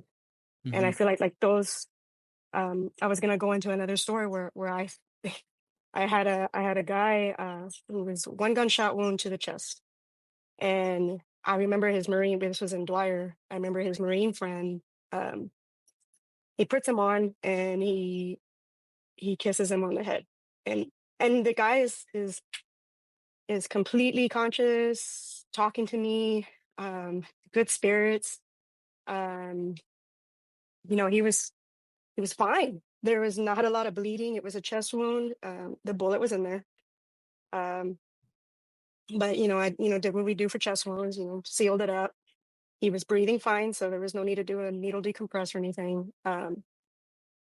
And I didn't. So we drop him off to the fast team that we had in Dwyer, which is the Ford surgical team. And my crew chief, Sergeant Hugler, he comes to me like a few hours later. He said, "You know that guy that we picked up? He didn't make it." And I was in disbelief that so they had the morgue tent set up right next to us, and I couldn't like I was in disbelief. I couldn't.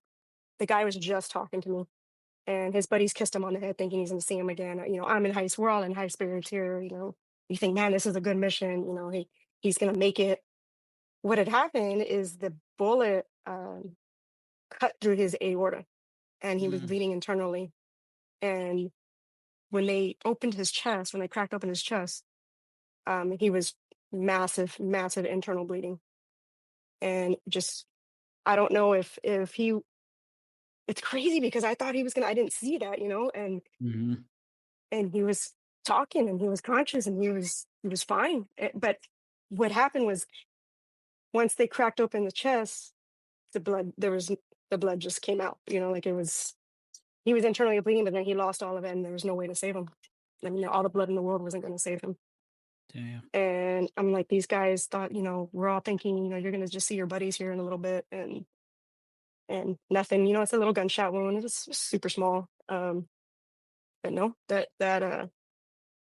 was pretty memorable just because of the you think this that you did a good thing, you saved this person, and or you helped in the chain of saving this person, and then for them to just check out like that.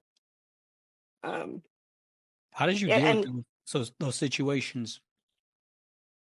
um you so there isn't a lot of time to really deal with it.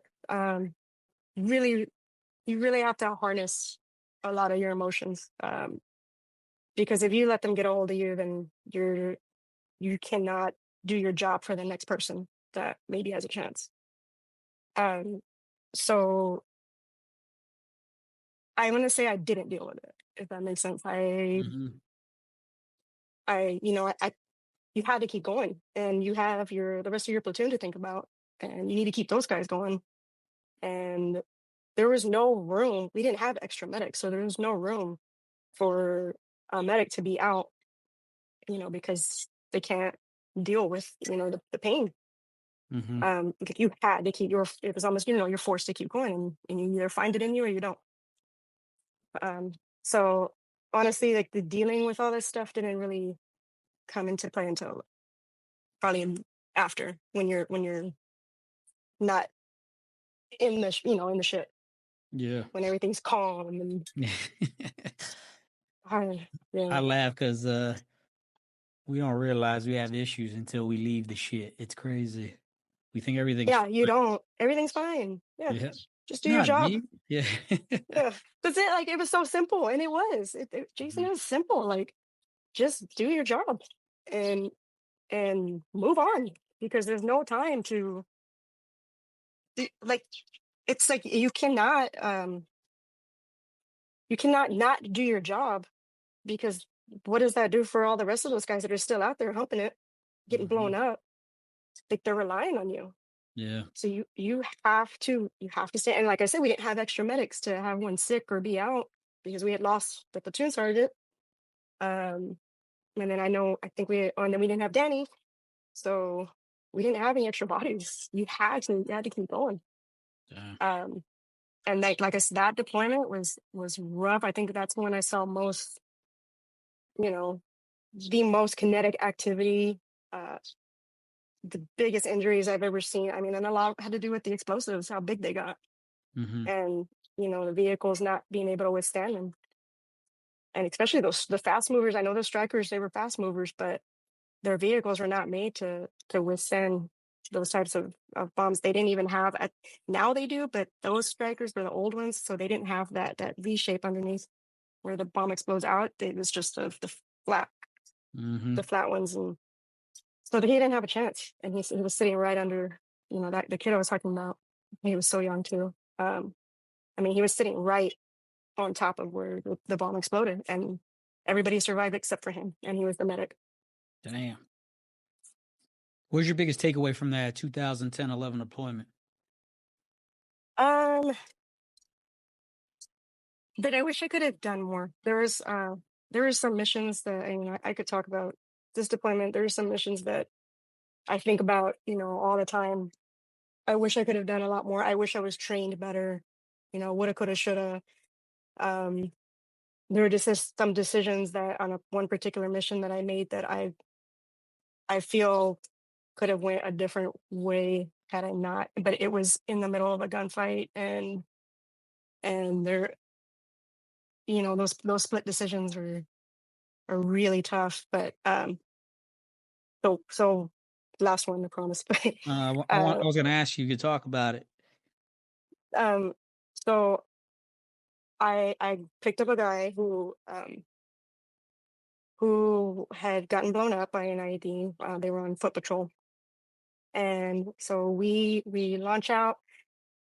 Um, it was in the middle of a very active tick. We didn't have good weather either. I think we went single ship on this one. Um, that was a factor. And we go out. It was originally going to be a hoist mission, but then we found a place to land. We pick him up, and he is a triple amputee. Mm. He's still very much, talking to me.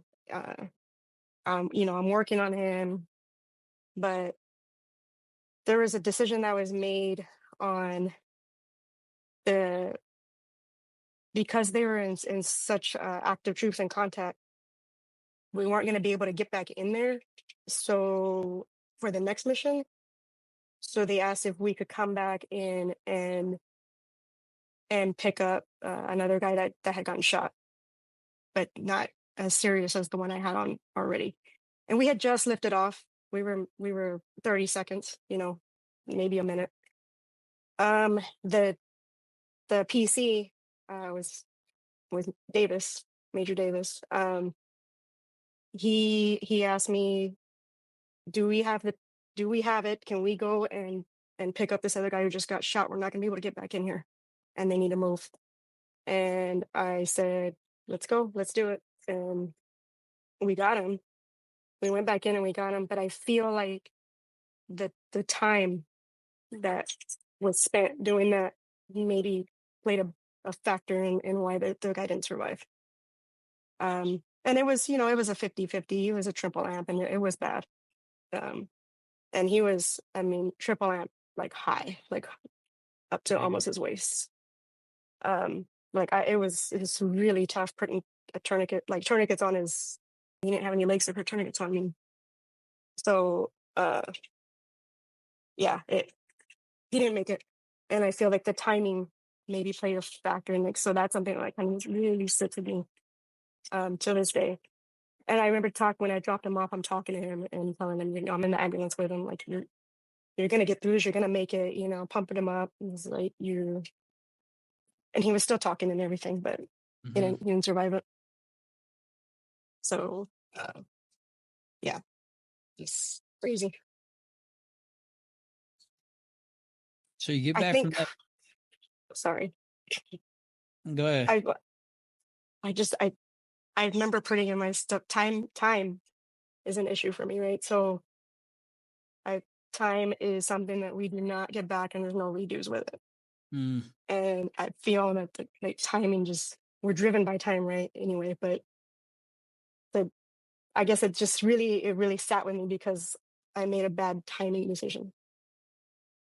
I feel. I don't know if it was the right decision or not. The guys, and he was shot too. The guy that we picked up was hurt as well, but that's serious.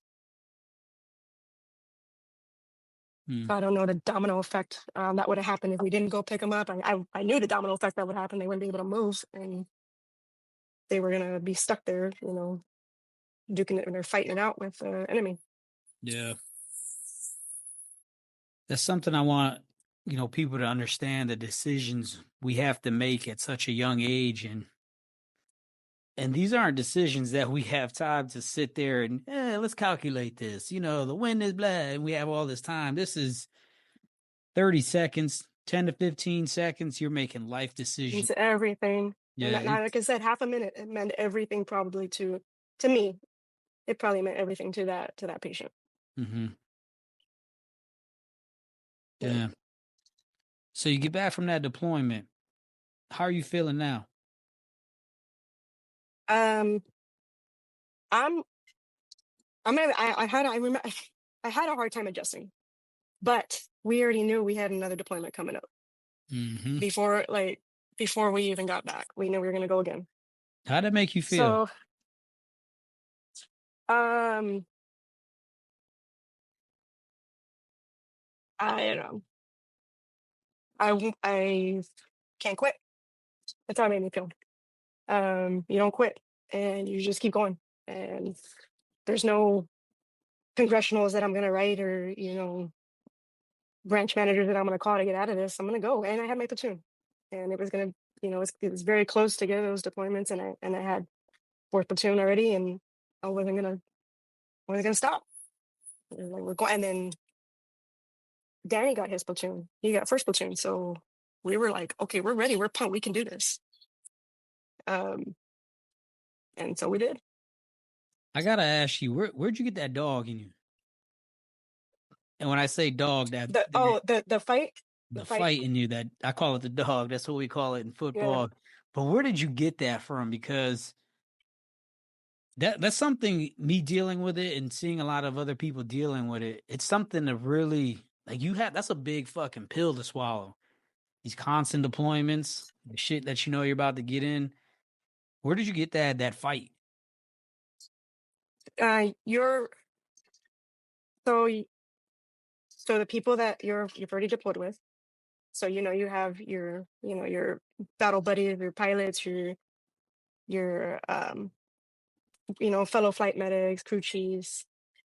So it was already turning into a family, right? So that you can't, in my mind, like I can't let anyone down.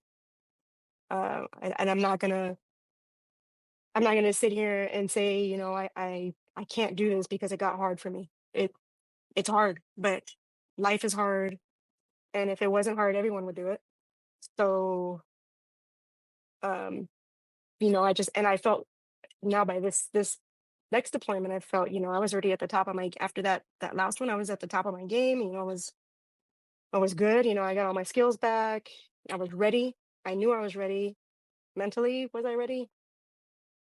I did it, but you had to be mentally ready. Um, and not, I guess like where the fight comes out in the most is the fact that I'm not gonna let anyone down. I'm not gonna let my platoon down. I'm not gonna let those people down that need me on the battlefield, because I felt like I was a medic that needed to be out there to help those people. You have your share of good medics, you have your share of bad medics. I'm not the greatest, but I feel like I was at the top of my game, and they needed me. So I had to be out there. Yeah, me being around you, you were that type of leader that you did keep the morale up, and I know a lot of people leaned on you and looked up to you, and it was important. I've always seen you be very professional, mentally intact, and it's just, I think as a leader, that's something very, very important.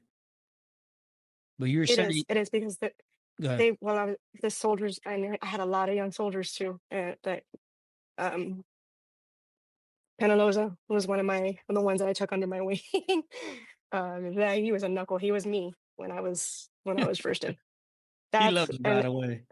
Oh, I know, I know. I love him too. The reason I took to him, because that is who I was when I was that young in the military. I was just like very much a knucklehead, always late. Can't, it can't, uniform. I was pretty bad. I was just like that, and so I saw myself in him, and I'm like, this guy, you're you're staying in my platoon, and I fought because they were trying to like switch people around. I Mhm. was like, they gave us, some options before the next deployment, and so he was one of the ones that was very memorable to me. So, Penny's memorable to everybody. oh yeah, I love his spirit, man. And I flew a lot with him in that 12, 13 deployment. But he was good. Good. I love that dude a lot. All right, so you get back from Afghanistan, fourth deployment, 2011. You've been through several difficult missions. How are you feeling mentally? I know I already know I'm pretty burnt. Um, but I think I had told you this earlier, that I had my platoon, and in the medevac world, all I ever wanted to do was be a platoon sergeant and a medevac first sergeant at some point in my career, like to hit those peaks. Um, so one, yes, I was tired, and but I was also very excited as well to go and take my platoon out there, and I knew we were going to be in a different area, and the people that we took over for 82nd. Um, it's funny how things come full circle, but we were taking over for 82nd, and who I was taking that platoon or the JBAD, the site from, was one of my very best friends, Lottie Weidel now. Mm, She's the platoon sergeant for JBAD. Um, so back to, let me, before I jump into that, I was okay, but I had to be. mm-hmm. Um, and you kind of just stuff it down and compartmentalize, which we'll get into later. That only works for so long. Um, but because of the op tempo in my deployments, um, it's like I was already like a robot. Like I already knew, okay, I'm back a year, I'm going back again. I'm back a year, I'm going back again. Like it literally was like that, all 5 deployments, a year on, a year off, year on, a year off. So it's already like in my head, um, like brainwashed in my head, or however you want to say it, that I'm going again. I already knew before coming back we were gonna go again. Yeah. It's something So it, the son Johnny Cuteman talked about. We don't realize how, I don't want to say this in a bad way, but we don't realize that we have things going on until we really get away from everyone else that has things going on. mhm. It's crazy because I remember when it happened to me and just hearing everybody else's story. We all get, I'm seeing a common thing. We don't realize something's wrong until we realize we're not around the craziness anymore. And that's when it starts hitting us like, damn, maybe I ain't okay. I always used to say, you surround yourself with like items. So, our medevac community, all of us, all the pilots, the crew chiefs, the medics, you keep yourself surrounded with them, you're okay. And Mm-hmm. that's always what I never really sought out mental health during this time frame, because I had all y'all, and Mm-hmm. the fact that I could relate to my people, like they're my people, I could relate to them. And when I say, I went through this and this, they know exactly what I'm talking about. They went through something like that. Um, so that definitely helped, is having our community and being so close knit as we are.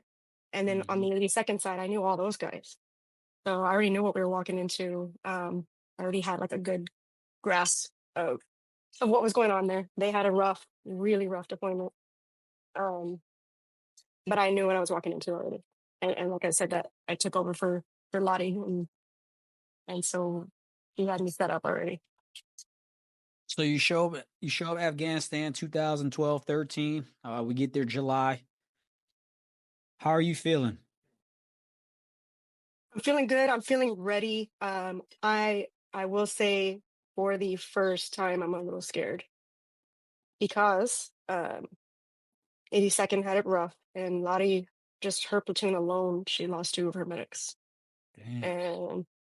and these are friends of ours. So, and I think she lost someone else too. But and then when we were there, I don't know if you remember, but when we got to JBAD, um, they they had lost someone on one of their reconnaissance flights. Like Mm-hmm. the 08, it was when they had OHs. The one went down, and they lost two pilots there. That's when we were ripping out. Damn. So I was anxious, and I will say for the first time I'm scared, because I didn't want to lose anybody. Of course, our mission is to bring everybody back home and do Mm-hmm. our job. Um, and knowing what I was going to be thrown into already, I was like, you have to get ready. Get ready and do it. Mm-hmm. Like there's no other way around it. And that's the other thing too. Like if you put it, and I guess I put that in my head. There's you don't put any options for yourself. You just you either do it or you say you can't do it and you move on. They'll get everyone's replaceable. They'll get somebody in there that can do it. So I, I hate saying it like that, but it's true, especially in the No, military. it's true. This is the truth. Yeah, yeah. Um, so I think I did it because I had to, and I wanted to. I remember when Major Chung pulled me in the office right before the deployment, because we didn't know who was going where yet or anything. A little bit before the deployment, they're starting to figure out who's going where. Um, he told me, you're gonna take JPAD, and I just remember I was this feeling of pride, right? I'm like, damn, this is what I worked my whole career for. This is what, I mean, I can do this. That also played a factor too. I was real proud. I was like, he's giving me my like free reign over my platoon in a remote site, and I wasn't gonna be stuck at the head shed. And I was like, man, this chain of command really believes in me to do this. They could have. There was two other platoon sergeants they could have sent, and I took it. I was like, man, I felt like a badass. You Hmm. know, I felt like a badass. I felt like I was ready. I think he knew that from the last deployment. I was ready, mental wise, from seeing what we had seen, and I was just like, yeah, I got this. I'm gonna do it. And I knew I knew it was gonna be hard, but I got it. So I think happy and mixed emotions and scared and all of that. Yeah. What was your most memorable moment at that deployment? Uh, so I have Hill brought this story up. Um, who's the gosh, I'm like, I feel so fortunate to know like so many phenomenal, amazing human beings and medics and people and pilots, and oh my gosh, um, he is one of them. That's a legend right there, right? So he we were on that mission together. You were there, the one with the suicide bomber, and he was lead medic that day, and he took control of the scene. And um, he was in my platoon for a little while because he was FI, or he was training to be an FI, a flight Mhm. instructor.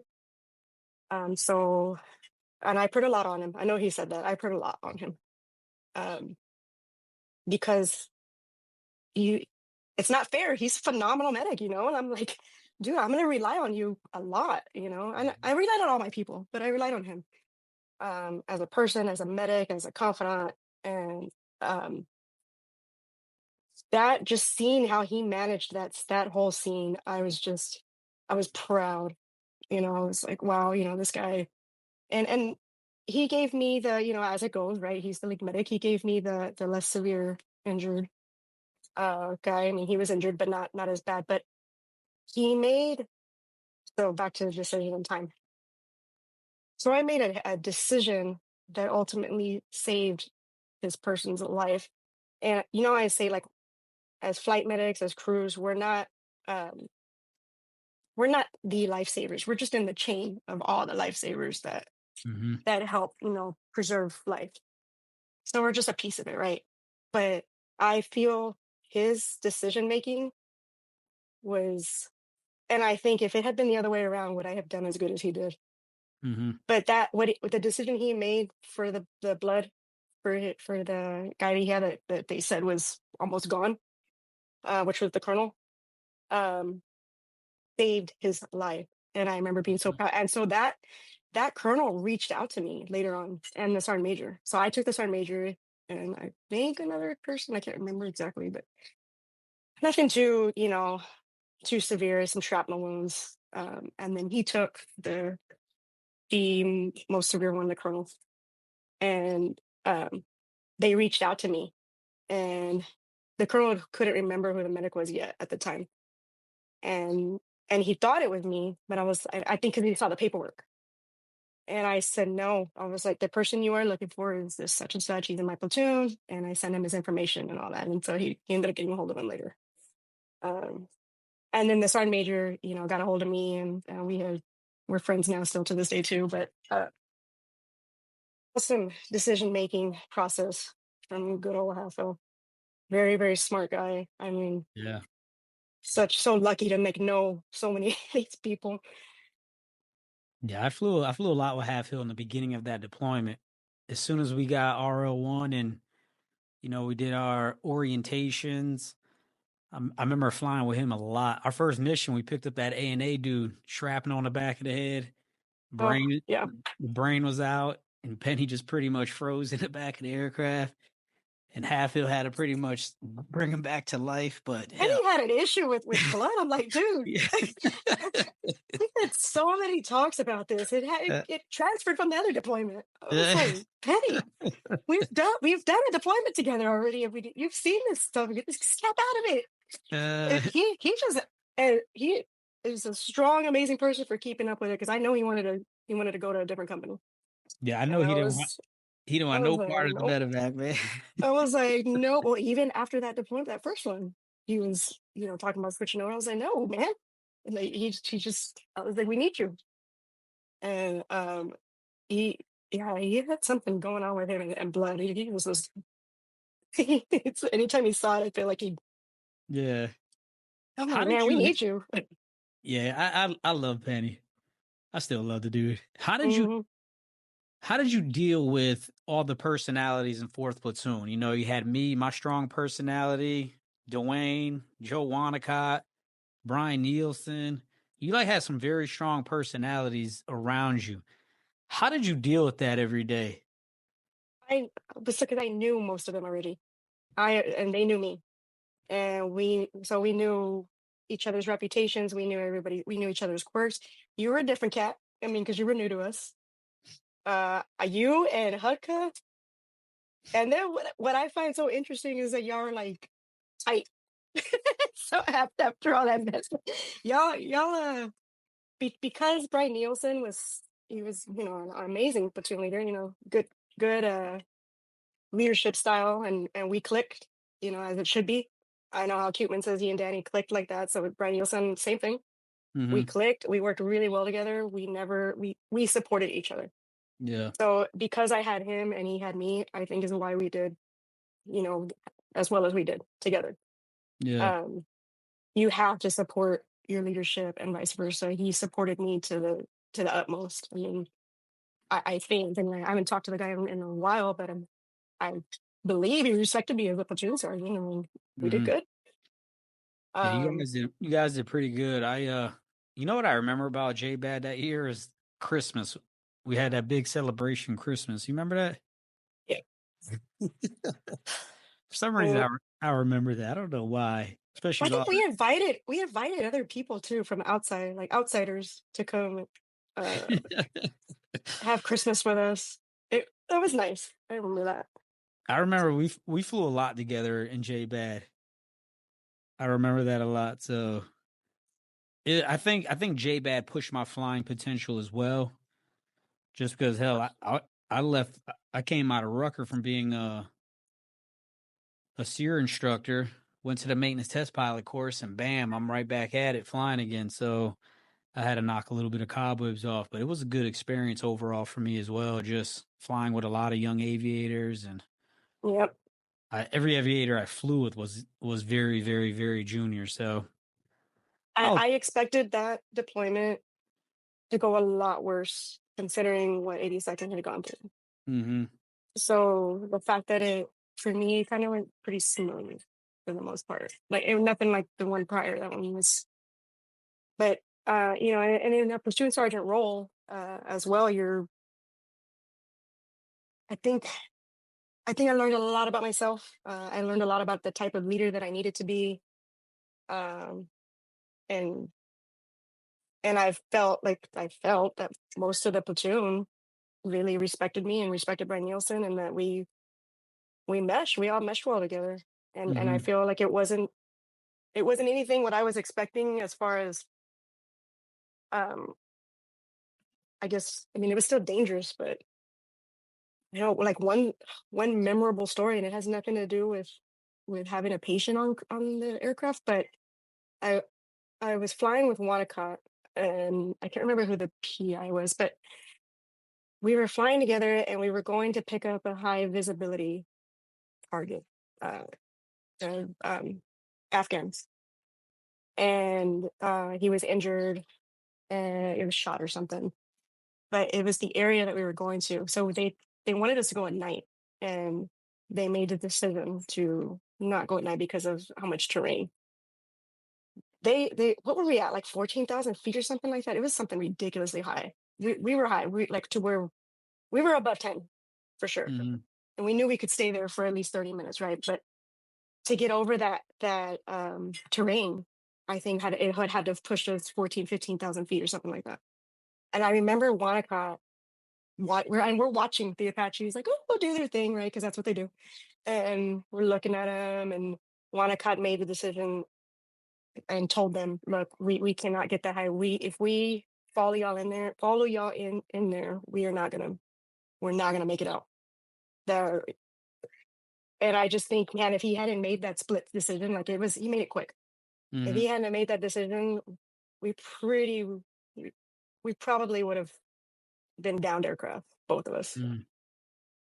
And so we turned around. That's how I remember it in my head. I don't know if you remember it differently. No, I may be thinking of another time, because I don't think Torquem Gate is that high. Oh no, this was high. It was above 10. Yeah, I don't know if I was with you guys that day. And we were supposed to do it at night. But I just so that one, he made the decision, okay, we're gonna go in the day. The guy could sit on the gunshot wound could sit. It wasn't that severe. And then he made the decision, okay, we have to turn back. Or we found another way. We found an alternate route. We still got in. But we didn't follow the Apaches, so we found an alternate route lower. And I'm just like, man, we would have been some downed ass aircraft had we followed them in there. So what was your biggest takeaway from that deployment? I really found out who I was. I think you asked me. I found out who I was as a leader, as a person. We brought everybody back because I didn't expect it. I already had it in my head that we were going to lose somebody. And so we brought everyone back. And I think that was the joy that I felt, the pride that I felt that Brian Nielsen and I did good together. We had an awesome platoon, and we came back. Mm-hmm. That would probably be the biggest hit. And that I would have felt directly responsible if we hadn't. I mean, Lottie, I talked to her a lot. So I just, you think you have it hard, and I always have it in my head, somebody has it harder. That's so true. When you get back from that deployment, what happens next with you guys? 'Cause I know I started drifting off. I was wrapping up my Army career and leaving. What happened with you guys next? Well, you. Yeah, so I was going to say that Danny and I had, after that, in the time frame between the Kandahar and the 2010-11 deployment, and then after that, Danny and I had some issues, and then so from there, like, we had separated in between that before we went. We were still friends, obviously, but before we deployed to the next one, we were already, like, this is it. But I think a lot had to do with what we had been through already on the deployment aspect. It had a lot to do with that. And so, with me, after that deployment, I was already making moves as we were coming in, or before we were coming back. I was already making moves to go to my next duty station. And so I am trying to make the next rank to Master Sergeant. In order to do that, I wasn't broadened enough. So I got myself into the Project Warrior program, which on the enlisted side is a 4-year commitment of teaching. So I made a move to go to Fort Irwin and be an OC. And then for 2 years, and then directly after that, the next 2 years would be at Fort Rucker to teach. So I got my teaching job. And this was going to set me up this program set you up to make Master Sergeant, because I didn't have drill time. I didn't have teaching time. The only broadening thing I had was that S3, or that operations deployment, but nothing, that had me stand out. So 3 months, we're back from the JBAD deployment, and I was already on my way to NTC to take over as the OC. Damn. When you came back from that deployment, how are you feeling mentally? It was okay. I was still okay. I was always okay. I had other stuff to focus on as far as career-wise, the path that I wanted to take in my career. It was always really important to me. So I was still fine. I hadn't dealt with anything yet. If that's that, I guess that's a better answer. I hadn't dealt with anything yet, and we'll get to it later on how I ended up dealing with it. But I knew I had to keep going, keep moving, get to the next level in my career, and for the next duty station to take over as an OC. Again, I was like, I'm at the top of my game, and now I have this to offer to other medevac companies that are going to deploy. So that's what they wanted. That's how I got the job, because they're like, you come right out of that deployment, we'll send you in 3 months. You have 90 days, and you can go. I was like, no problem, we'll go, because they wanted me fresh. Yeah, I didn't know you left that fast. 3 months. Who took over for you? I don't remember the platoon. I do not remember. I don't know if they had anybody yet. We were still coming back resetting, so I don't think we had anyone. Yeah, no. Don't remember. Were you excited about doing the OC job? I was excited. I did not know what I was in for until I got there. So but what I was happened when you got there? excited because it was going. I was excited because it was going to hopefully accelerate my career. And by this time, let me see. I'm already a sergeant first class. We're going on what? 10, 11, 12, 13, going on 4 years. I'm already a sergeant first class. What exactly does an OC does, and what's the importance of that job? And then if you could let me know what happened that you didn't expect. So it's so OC is the observer, controller, coach, trainer. So you're basically training. So my job I was the medevac OC, and it's one slot. So there's no officer. It's you. So I'm the medevac OC for medevac companies that are getting ready to. This is their train up before they're going to deploy. I felt like it was really important for me to be in that role because I was fresh out of combat, and I felt like I had a lot to give on the platoon, on the leadership aspect, and on what they're going to be seeing when they deploy downrange. It was rewarding. I loved it as the job. It was hard. Probably the hardest job I've done because, and this is why, you're flying with crews every month, different crews that you don't know. And you're not a crew member. You're a backseater who is making calls to our TAFT or our control center, making calls to the pilots. Like, we're basically telling them where to go, or guiding them, not telling them, but guiding them where to go as far as missions going, because there's a lot of live fire. So we're flying all over NTC, which is, nothing can get you prepared for actual Afghanistan, but it replicated it to an extent. It was hard because you're flying with people you don't know every month, and so you're at the mercy of their capabilities. And even right after I left, one of the other he wasn't a medevac OC, he was a Black Hawk OC for the assault guys. Or the assault guys. Thank you. Jeez. But right after I left, they got in a crash. They got in a rollover, and everybody survived, thankfully. But there's so many accidents. We lost several people out there. There's a lot that can happen out there that you're like, damn, this ain't even combat, and we're losing quite a few people because it's dangerous. It is a dangerous job. Also rewarding, but dangerous. And do you guys deal with a lot of brownouts out there? Yes. Scary, scary, scary.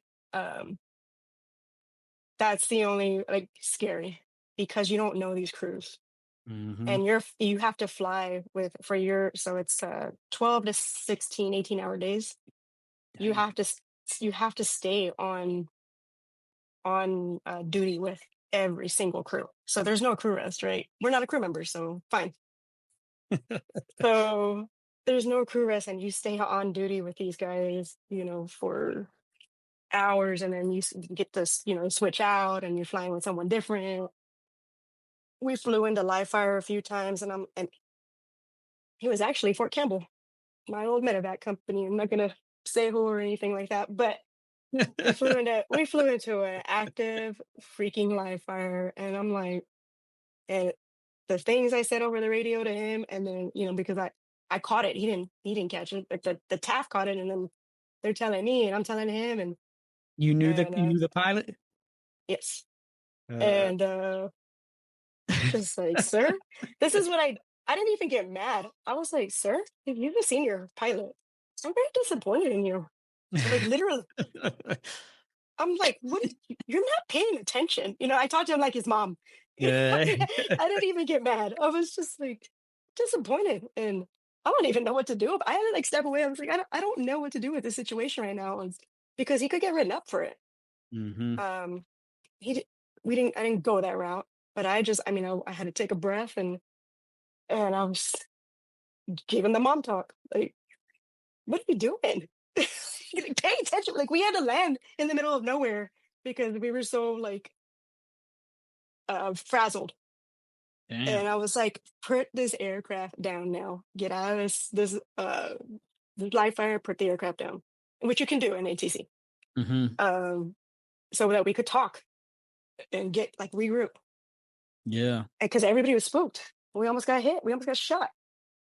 Damn. That's crazy. What was your Hard, biggest takeaway hard from drop. NCC? That I was able to prep these guys for their next, rendezvous with destiny, for their next deployment. Mm-hmm.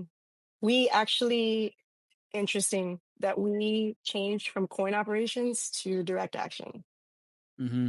And I thought that was kind of cool because full circle, that's how I went in my first deployment. And we got out of direct action and we went back to coin, right? And then did coin all those years. And then I had to, so that we have to, so NTC, JRT, you have to follow everything by the book. It's black and white. There's no in between. It has to be by the book, all the, everything. And so toward the back end of the time I was there, we went back into direct action, and I had to relearn everything, like as far as how it is very different from coin. I thought that was pretty neat. Being able to experience that because it was all coming full circle. I was like, man, and then it's old, right? Like, James, like I got to see direct action twice. Shit. Because that's where we were going. That's how we were.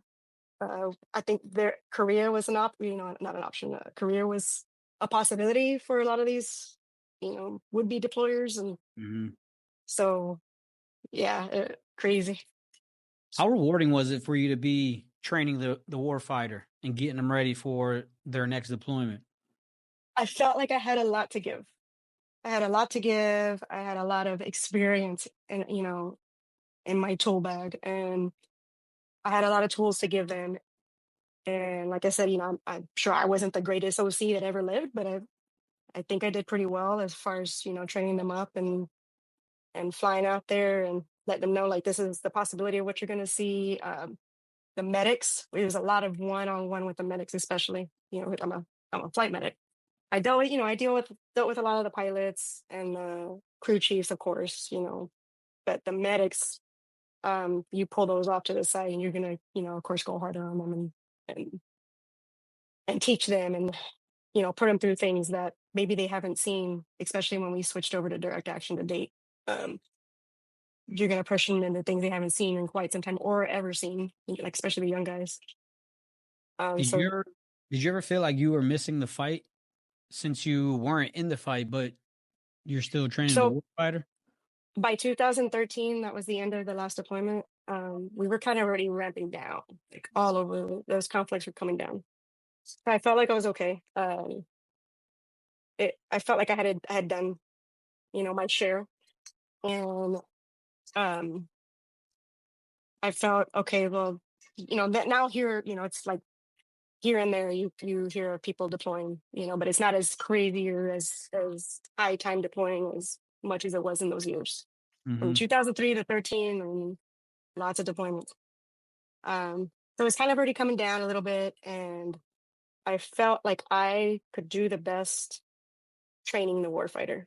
because they're getting ready. I mean, especially these young guys, like a lot of the young guys that we had, like they're getting ready to go to see things fly, you know, fly in ways that they haven't seen before ever.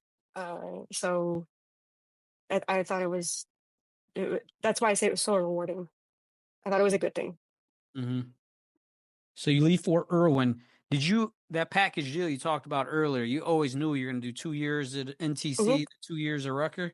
Yep, it's a package deal. So I leave Fort Irwin, get done with that. I went to, I checked off, so this is me doing my building blocks. I checked off battle staff right before I left Fort Irwin because I needed that, right? Mm-hmm. So I did battle staff, and then I loved battle staff, by the way. And then also, it's all like a lot of linear concepts and direct action concepts. So it's kind of neat. Things that, like, we didn't see for a long time. So did that, and then moved on to Fort Rucker, and I took over the medical evacuation doctrine course, the 2CF7, Damn. and I took that one over from Bostic, from Dean Bostic, who it turns out is the one that Penny brings up in his story, is the first sergeant for 82nd. Now when Mm-hmm. Penny, so how he was like, almost knows him, and how he, like, that he went to 82nd, and so Mm-hmm. that whole thing. But I took it over for him, and then he moved on to be the first sergeant in 82nd. Were you E8 Uh, at this time? no, I needed to like pretty much fulfill these jobs to Mm-hmm. make the next rank. Like it didn't E8 didn't come around for not it didn't come around after that, or it didn't come around during that time frame. How much of a culture shock was it for you being a platform instructor or Oh, oh my gosh. I mean, I can talk a big game, and I can be a baddest ass platoon sergeant ever, be downrange and be the baddest ass ever. Man, humbling experience teaching. And you're teaching adults, which is Correct. also a factor. So you think you know everything, and then you're like, you can't get up on that podium and form two words because you're like, I don't know what happened to me. Like when I initially started, I was like, what's wrong with you? Like, this, like, I knew it, it's all in my head, but I couldn't get it out to teach these Mm-hmm. people. And of course, they put you through a bunch of training. They put you through all these instructor courses. And I remember um, getting ready to take over because I had a good rip with Bostic. He taught me really well. And he gave me some like tools to take with. He's a very good instructor. But I remember staying late after everybody's gone, staying in the classroom and rehearsing all my classes, just pacing back and forth, teaching to no one, teaching to an empty room, because that's how serious it was. Because these adults that are trying to take in information from you already, they don't. So it's all officers. It's an officer Mm-hmm. course, and they're being taught by an enlisted, and a female with that, right? So, uh, they don't know my background. They don't know that I, been deployed a whole bunch. Yeah, I would give them a little bit in the beginning, but so and I'm dealing with mostly men, right? So very few females. So officers, um, not wanting to be in that class, but they have to have it. Like, I think it's a check mark for you, right? Like I think you'll have to have it. 2CF7 if you want to be medevac. Shit, Um, no, it's different for warrant officers. Warrant officers, we don't go through that course. It's not mandatory, but the O grades, it is mandatory for them. Yep, that is correct. But you still had your fair share in there of warrant officers. But yeah, teaching these people, my first was a nightmare. The hot garbage coming out of my mouth, literally hot garbage. I couldn't speak. I mean, I was stuttering. I mean, you could see the nervousness all over me, and Mm-hmm. I'm just like, get it together. What's going on? Um, but I mean, I got good. Of course, those nights. I mean, I did it for a lot of months of teaching to no one, rehearsing. It's all rehearsed. You got to Mm-hmm. rehearse, and you have to practice, and practice makes perfect. And so eventually, I got there. It was no problem. My public speaking got real good after that. Yeah. It was good though. Very, very, also a very rewarding job. I struggled. So, I struggled as a SEER instructor when I first started too. Because once again, I'm Oh, teaching all warrant officers and O grades, and you know how it is in the aviation community. Everybody knows everything, and yep. everybody wants to be right, and it's just annoying as fuck. Now that I sit back and think about it, like, man, who cares how much you know, bro? At the end of that course, they had to split into groups, and they had to put together an entire field operation from the ground up, and they had to present it to our colonel and first sergeant. And mind you, this is a 2-week course, and I get people in every month. And so, they hear the briefings, the colonel and first sergeant, colonel and first sergeant hear the briefings and over and over and over, and they would pick on him and ask him questions, but we would set him up to get there. But golly, a lot of them were just like, "F this, I'm not taking this seriously," and I'm trying to like help them. And then Mm-hmm. on top of the fact that it's not coin anymore, we're doing direct action, so that's a whole new like curveball.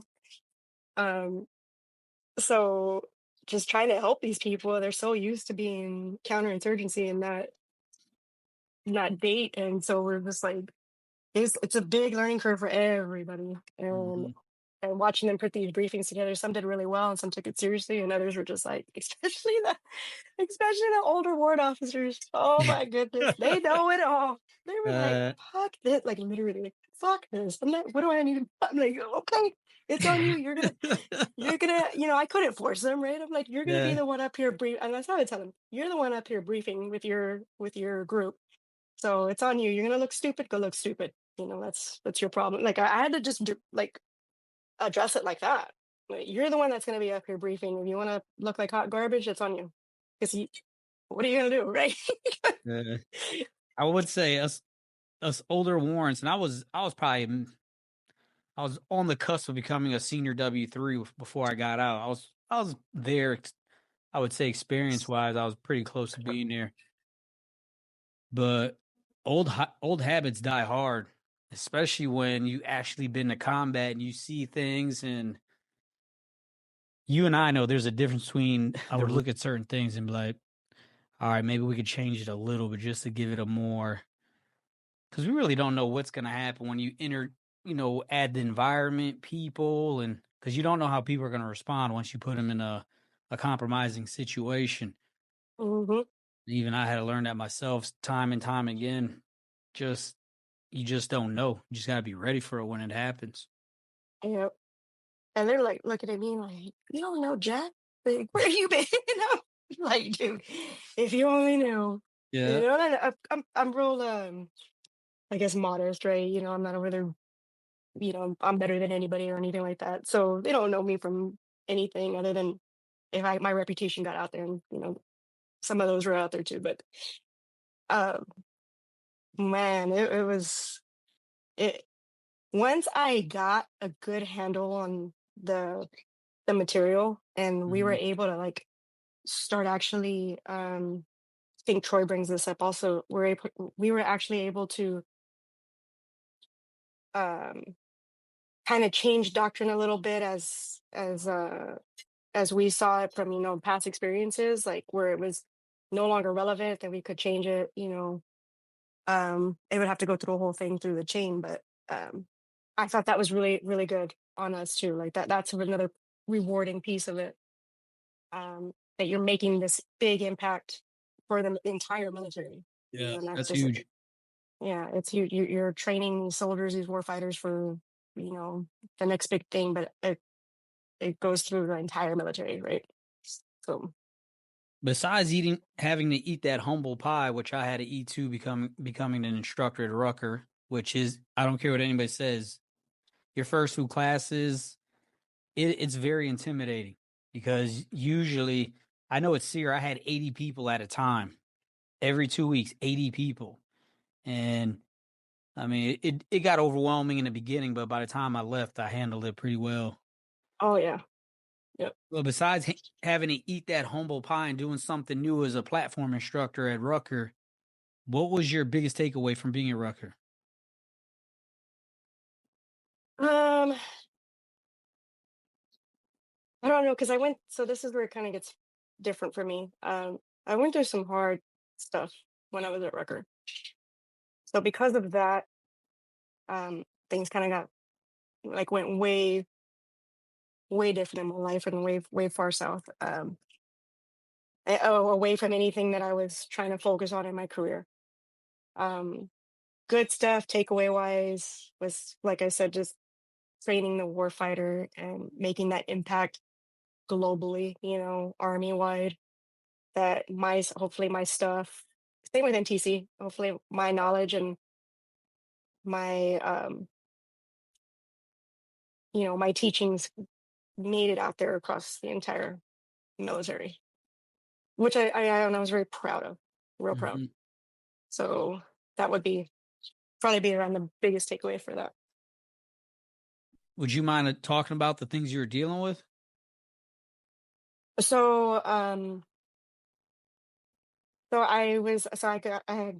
another significant other Mm-hmm. um in 2013, and we didn't get married or anything. We moved in together, but we were together throughout this time. So from NTC all the way to Fort Rucker. I guess the reason I remember it because it's at the back end of my Fort Rucker experience. But we were taking family pictures, and we drove to Pensacola, to the JC Penney's, 4 hours away to go take pictures. And so it was with my significant other and his 2 young kids, and we were coming back. And the night prior, we were at a friend's house and we were celebrating. My birthday was coming up. My birthday was on the 7th. So on the 5th, we celebrated my birthday because on the 6th we were just taking those pictures. So on the 5th, we were at a friend's house who, where Rehoboth is? Yeah. At Fort Worth. Okay, so he lives out there, a friend of ours, and his family. And I drove some kids. So his friends had kids, and I had them all. Like I was like this soccer mom with a bunch of kids, and we drove them, or I drove them in my car to the friend's house, and I had some drinks, and I couldn't drive that night.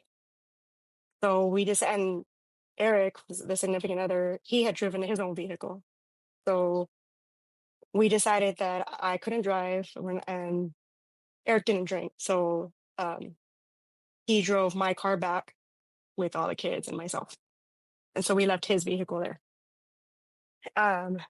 So the next day we go take the pictures, and we're coming back, and we're maybe like a mile from our destination because we're going to pick up his vehicle that was left there, so that we would have both our vehicles back. And it was on Rehoboth, and I can't remember the other street, but there in the boonies, we got hit. We got in a rollover, and he took the brunt of the hit. He took it from his side. It was a T-bone. Damn. And I had asked him before that happened. We had made a stop at a gas station. It was a 4-hour drive, and he drove all the way over there, and we were already coming back. And I had asked him, I was like, I can drive back. and then we stopped at a gas station. I was like, I know you're tired. Let me drive. And he was tired because I was tired. I mean, I was falling asleep. And um, his two children are in the back, right? So we get hit, we roll over. I come to, I got hit in the head. And actually, my head hit him and then it hit the window. We're rolled over. And I his kids miraculously were not hurt, but we were upside down. So they're crying. I get out. My window had blasted out, so I was able to unbuckle myself and get out. And his kids are back there, and I got him out, drug him to safety, checked him over, and they were fine. And then I go back and he's pinned. Um, and then just the next thing, I mean, I remember like it was yesterday, but the next thing is there's just this pool of blood just starts draining from him. And I knew, and I checked his pulse and there was nothing. And um, he started bleeding from his nose and his ears. And I remember back to my, flight medicine Mm-hmm. that's a base skull fracture. And thankfully he didn't suffer. It happened. I'm quite certain that it happened instantly. But where it gets kind of interesting for me is all the deployments I did, all that stuff I went through. I was like I was like having an outer body experience. Like I saw myself trying to treat like it happened to me, right? Like I'm not the one coming in to pick up, injured people. Now it's happening. And I'm there trying to work on my buddies or, my loved one. And, and get the kids and make sure they're okay. And like literally outer body experience. I'm watching myself watch myself, if that makes sense. Yeah. Going through the worst day of your life, or one of the worst days of your life. And, I don't really even feel so much for me. I feel more because the kids had to witness that. And they're little, they're older now. They're 18 and 16 or something, but they were so young and so little. And for them to witness all that trauma at such a young age. And I'm like, I can barely maintain myself, let alone, these kids having to go through something like that. They'll watch their father, bleed out in front of them, literally bleed out in front of them. And we were in such a rural area that no ambulance or anything was um, around like fast. It took, I want to say maybe 20 something minutes Damn. For somebody to respond. I mean, there was bystanders and they tried to help, but yeah, it was a very long. Not that it mattered to me because it was instant. But I mean, the response time was just horrible. Like I didn't even stay. Like by the time the ambulance got there, like I didn't even stay to watch them pull his body out because one I already knew, and then two the kids. I'm like, I mean, I gotta be there with the kids. So uh, that kind of that incident kind of changed a lot of how my life and career went after that because I saw it was crazy. I'm seeing myself, um, like what I saw these people go through when we picked them up downrange. And then now it was me, like it was my turn, and watching myself like try to save, my my loved ones. And I'm just like thinking about it now. And it's crazy. I know I use that word a lot, but it is like what kid should have to see their, parent bleed out in front of them, Yeah. and remember how I told you earlier, like, I don't feel so much for myself. What hurts me more is other people's turmoil. And, and so I'm just like these and they're just sitting there, and the looks in their faces, I try to get them away as far as I could, but everything was just right there, it's Yeah. a massive crash. And thank gosh, none of us got hurt, bad or severely. I don't know how I survive these things, but I survived. Like that's probably my third or fourth rollover. Um, but yeah, like just that changed the trajectory of my life. I could only imagine how you felt because you dealing what you just said, you dealing with these situations, but with other people. And now it's happening to you with someone you love, and you know in the back of your mind that the response time is going to be slow, the extent of Mhm. the injury, all right? I could only imagine that had to be very disheartening at the time. You thinking like, You man, I don't you think, just feel helpless. yeah, Like helpless. now I knew what these people that I had been, you know, evacuating downrange all these years. Now I knew what they were going through. Helpless is the word. Like I couldn't do anything. I had no medical gear, and I mean, no response, no like you said, the response like waiting. The 20 minutes. Had it been something that he could have survived, that time, timing is everything. Um, so I just watching myself watch myself is just insane. Yeah. Hearing that story makes me realize even now that how important it was for us to get off the ground in 7 minutes, have somebody at the nearest facility in an hour. And it's something we in the medevac, we never took lightly. I remember when we were in Mm. Haybad, I would practice with my crew all the time. I got on their nerve, but I didn't give a damn I remember that. I remember that. Yeah. You're because like, I crew, get out of here. because I understood every person we picked up, no matter if they're Afghani or American, whatever the case, someone loves them on the other end. Yeah. And that was our Yes. responsibility. That was our That's somebody's responsibility. family. Yep, to get them back where we had to get them to. And this is why I always took those things very, very seriously, very seriously. I want to Yeah. ask you. Timing is everything. Yep. Time. I want to ask you this question. When that happened to Eric, how close was that to when Danny passed away? It wasn't. Danny passed away several years after. Um, so no, it wasn't close because this was in 2017 with Eric. Um, and we'll get to Danny because that bears weight on this whole interview as Mhm. well. But um, it was just me and him, and we had a house together. We had, I had a ready-made family because he already had his kids, Yeah. um, and it was just, ugh, I don't know. I don't wish that on anybody. I don't wish that on my worst enemy. Did you have when that situation happened afterwards? Because that is very traumatic. Did you get did everything from your deployments mixed with that just start dumping on you? Yes, that's where everything. So yes, that's where everything started coming in and started just coming up. I guess because I felt it, like I literally felt it, right? Mm-hmm. Like in the literal sense, felt it and went through it, and then all the old stuff started festering up.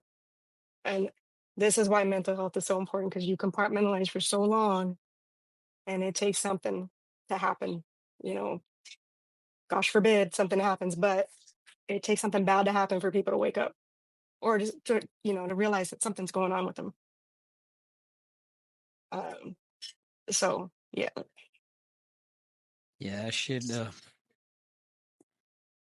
We compartmentalize, and then that shit comes like a sledgehammer to the head, man. yeah, I would say like a freight train, like it beats you. It's like in my head, I see like this freight train just beating you, Mm-hmm. like mulling you over. Like it So just hits you like what did you do to deal with those things? so. Uh, what I always do, what I always did. I decided that I'm going to go to the flight medic course 3 months after that happened, 2.5 months after that happened. One, I had no business even going to that course. I didn't need it. Mm-hmm. This is the new one they stood up at Fort Sam. where the flight paramedic course. Okay. I didn't need it, but I was already slated to go to it before all this stuff had happened. And I remember talking to this sergeant major, and he's like, and he called me by my first name, because everybody at the school is a small school, so everybody knew, what had happened. I remember talking to the sergeant major, and he was like, "You don't need to go." He's like, "One, this it's not a good idea. Two, he said I will keep a spot here for you can stay here, but you don't have to move because my commitment was already up. It was already going to be up. So he said you don't have to move. You can stay right here." And maybe I should have, right? Maybe I should have stayed at Fort Rucker, but I think I wanted to get away. Yeah. Like I wanted to. It was too. I wanted to be out of the house because we had just, we had bought a house together. I wanted to just, I guess, remove everything. Mm-hmm. And now in hindsight, like I had no business, even doing that. I should have gave myself some time because I sabotaged that course. Like I sabotaged myself in that course. Yeah. I didn't even complete the capacity. I did not have all my mental faculties. I mean, I didn't have anything. Like I was kind of like a walking zombie because it was fresh. It was still really fresh. I should have stayed there, and I should have stayed with the people that when all that happened. Oh my goodness, when all that stuff happened, I really figured out who my true friends and family are, and family ain't always blood. So the amount of support and the people that came to me, like Jimmy Shields was part of this, Conway, Paracox Coleman. I mean, those are just a few. Pelkey, just Hugler was there. Everybody just came like to me to like by my side. Like I literally like just cradling me like a baby. That's how I felt. They knew how fragile like I was, and I was real fragile. They came to my house and cleaned for me, did my laundry, stayed with me because I had to have Eric's body moved back to Texas. He's from Texas. So that took a little bit of time because I had to have him prepped in Alabama and then have him moved to Texas. But during that whole process and even like the Colonel and Conway and the Colonel, I don't think he would like me blasting his name out, so I'm not going to say his name. But First Sergeant Conway, like I said, all these people just came to my side, and I really true love. I really found like that's true love. Just what they did for me and how they managed me and how they took care of me, and I'm crying because it makes me happy. It makes me feel loved. Yeah. So like I'm crying because it's good. It makes me happy. And you just, you never, until you go through something so traumatizing, like you don't realize what you have until it's gone. Yeah. So like just little simple things like that, you don't realize. So I'm so grateful to them. And I wanted to make sure that I said that because like, I don't talk to a lot of those people anymore, but it's just because, we're all different areas. Then I want them to know what they did for me and that I've felt true love. I'm proud you have them people around you. I really am. And if there's one thing I learned with the Army, it taught me that we have created relationships in the Army that will stand the test of time. We don't have to talk every day, but if we called each other, it'll be like you picked up where you left off. Like nothing, like no time went by. It always happens when I talk to my old peeps. It's like that meme that I see all the time on social media. That guy walks up to his friend and said, "Hey, we have to do something very bad, and we never could talk about it after we do it." And all his friend says is, "Whose truck are we using?" Yeah. Those are the relationships that we form in the military, especially in the Army. I can't speak for any other branch, but us guys that have been deployed together or we've been through this stuff together. It's crazy how Mhm. we're forever connected. And Yeah. I'm happy that you had that during that, because that's a very tough time. That's tough. Yeah, I don't think that if it was just me, I mean, yeah, I had my fair share of just me. But like I said, I can't equate it more than to they literally just picked me up, cradled me like a baby because it was a really rough time, and having all those people surround me, I don't, and I guess that's where I'm getting to though, that I shouldn't have left. I should have stayed at Rucker. Mm-hmm. Things might have been a little bit different had I career wise had I stayed at Rucker. Um, I probably would have still been in. I may have still been in if I would have stayed there because I had the support. Of course, I have my family, but that's this they don't know what you're going through. I feel like items feel they know what you're going through. Mm-hmm. So that paramedic course, you don't do well. You just what happens there? You just fail out, or you take yourself out the course. I I started going down this downward spiral, and I met up with an old friend of mine, and we were talking and talking, and it just like I think it just brought up like all these feelings, right? So fast forward, because I was stuffing it down. I went in the course already for a few months, and I was stuffing it down, and then all these feelings start to come up, and uh, I had had a little bit too much to drink. I went. What did I do? I think I was on an off day.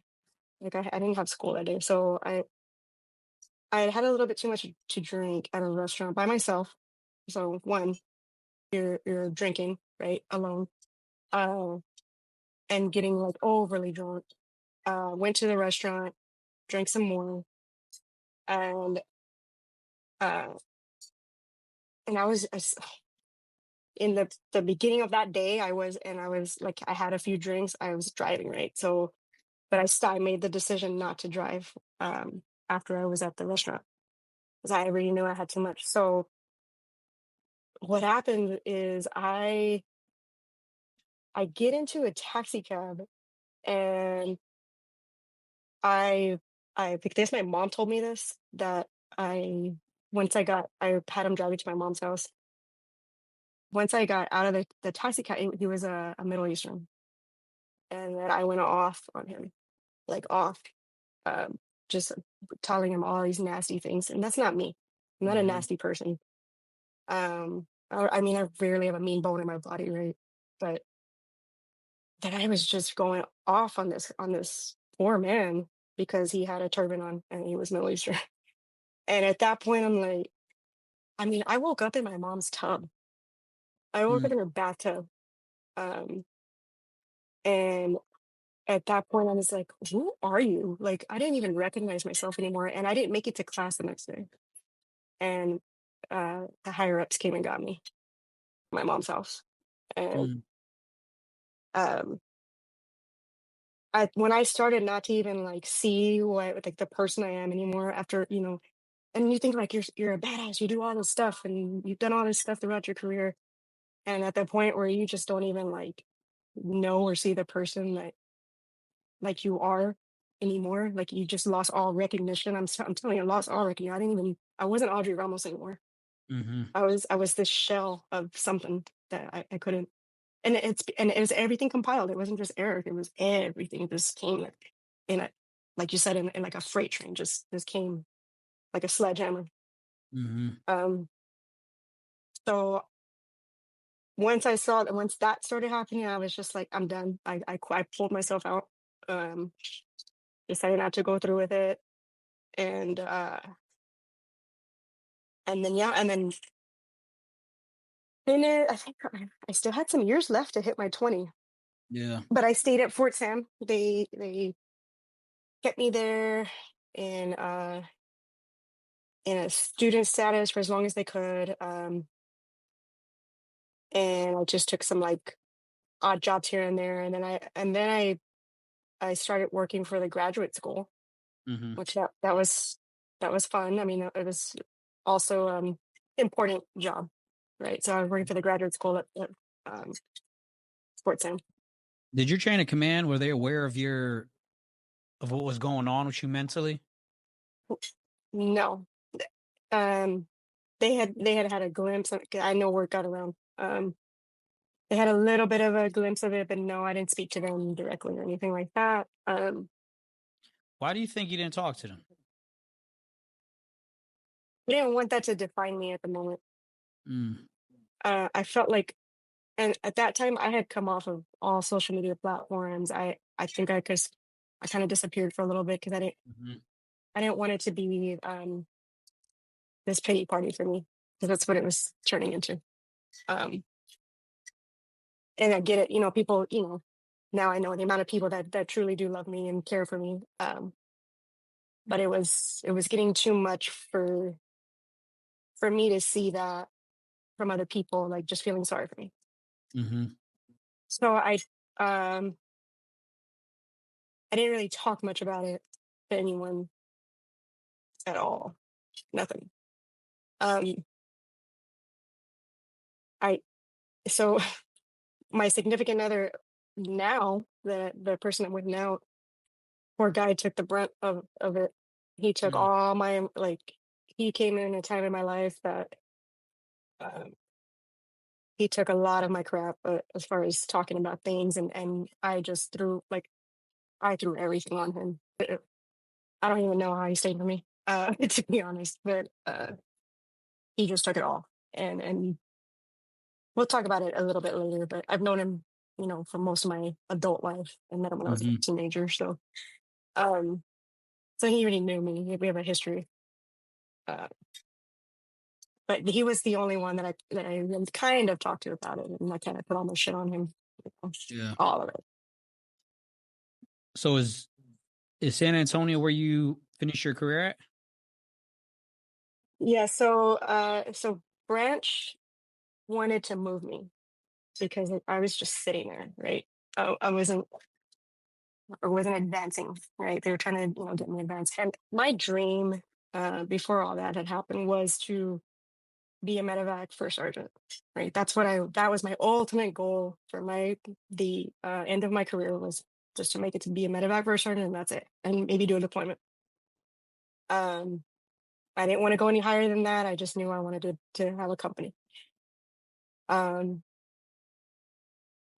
so obviously that didn't happen, and I where was I going? I lost my train of thought on that one. Because a lot of like stuff happened like back to back. So I'm there 2008. So 2017 that happened, and then 2018. Okay, so Branch is calling me up saying you need to move. You need to move. Um, they try to set. Guess where they try to send me? Louisiana. Oh, there's Back only to one Polk? spot. Back to Polk. There's only one spot open for you, and that is Polk. I'm like, dude, I'm not going there. And my branch manager and I are kind of friends, more acquaintances, but he was cool with me. He let me fly under the radar for a little bit Mm-hmm. because he could have forced that move way before.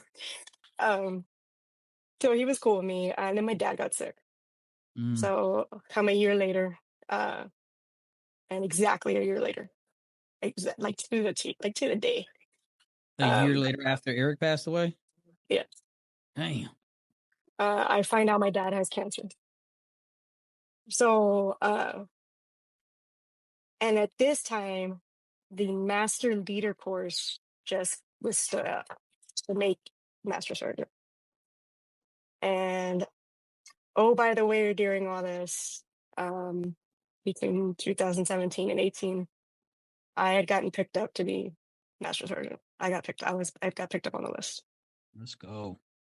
But in order to be promoted, you had to go through the master leader course, this was not a thing.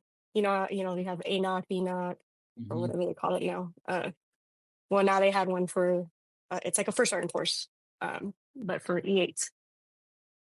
So I went through that school, and that's when I had found out about my dad. And when did I find out? August. I found out in August of 2018 about him. He was living with me while I was in San Antonio, and then man, listen, that How'd you find out? my mom, he wouldn't tell me. He didn't want to tell me. He was Mm. watching my animals living in my house, and decided that he's not going to tell me anything, and my mom that he wants my mom to break the news to me, because I don't know that he knew how to tell me. It was severe. It was really severe, and obviously he was going to need treatment. Do you think, And let me say something real quick. Do you think your dad, he knowing the relationship y'all two had and him knowing you just dealt with all that with Eric, do you think that yeah, he didn't have the heart to break your heart again? yes, that's exactly what it was. Um, I don't think he could find it in him to face me and this, see this look on my face.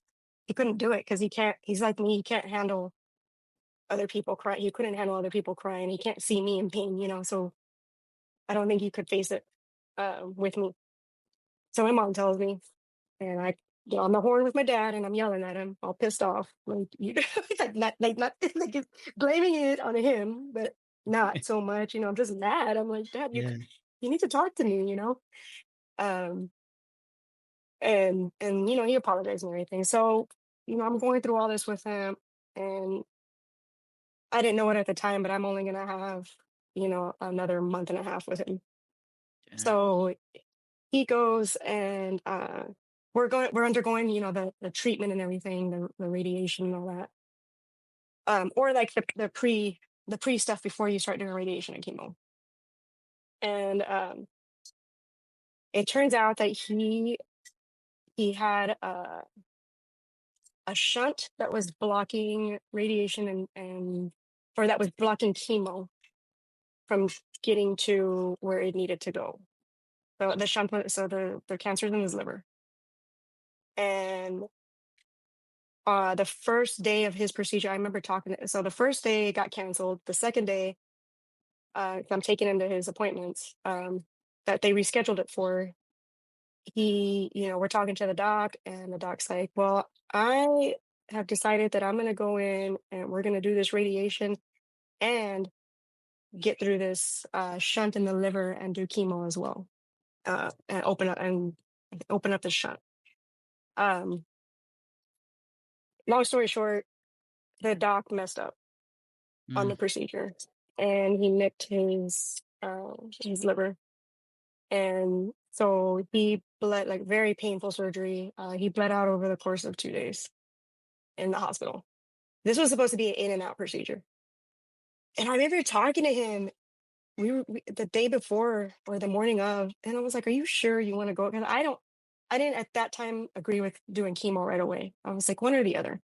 And they were trying to do both because it was that aggressive. So I remember telling them, like, "Are you sure you want to go through this chemo?" It's like his words, "Yeah, I don't want to die." And that man wanted to live forever. And I'm like, okay, I mean, we'll drive on. Literally, I'm driving him to his appointment. I was like, I don't agree with this, but I'm gonna do what you want to do. And he still went through with it. He's like, I can handle it. He thinks he's the strongest man on the planet, and he can handle it. And he is. He was in my eyes. And I mean, had that procedure not happened, he'd probably still be here. But yeah, so he bled out over the course of 2 days, and I think, again, outer body experience. Um, they had like nurses training in the hospital, and he was already like kind of on the back end where it was a triad. Because of how much blood he lost, the blood pressure never came up. His kidneys started failing. Mm. Uh, he was bleeding out. Everything was failing, right? And um, the the nurse, it was a trainee. She's bagging him like with the manually bagging him. And I remember I pushed her. I pushed her out of the way, and I start taking over on the bag, like he was my patient. And Hmm. in hindsight, maybe that was the wrong thing to do. You probably shouldn't be working on your own parents. And the head nurse, the doc, nobody argued with me. They, I'm next. She wasn't bagging right. Um, so I take over. I push her aside. I take over. I'm bagging my dad. Um, and then yeah, about maybe within the hour, um, maybe an hour and a half, we decide that's it. He had lost too much oxygen. So he was already going to brain dead. And so I made the decision. I was his Mexican, and so I made the decision. Well, we just, I'm not gonna have him sit here as a vegetable. He's not coming back from that. Like his O2 sats were in like the 20s for, I don't know, up to about 30 minutes, maybe an hour. There's no coming back from that. So we made the decision, or I made the decision to, I said make him comfortable and let's pull him off. And so yeah, I mean, stay there with him till his last breath, and that was that.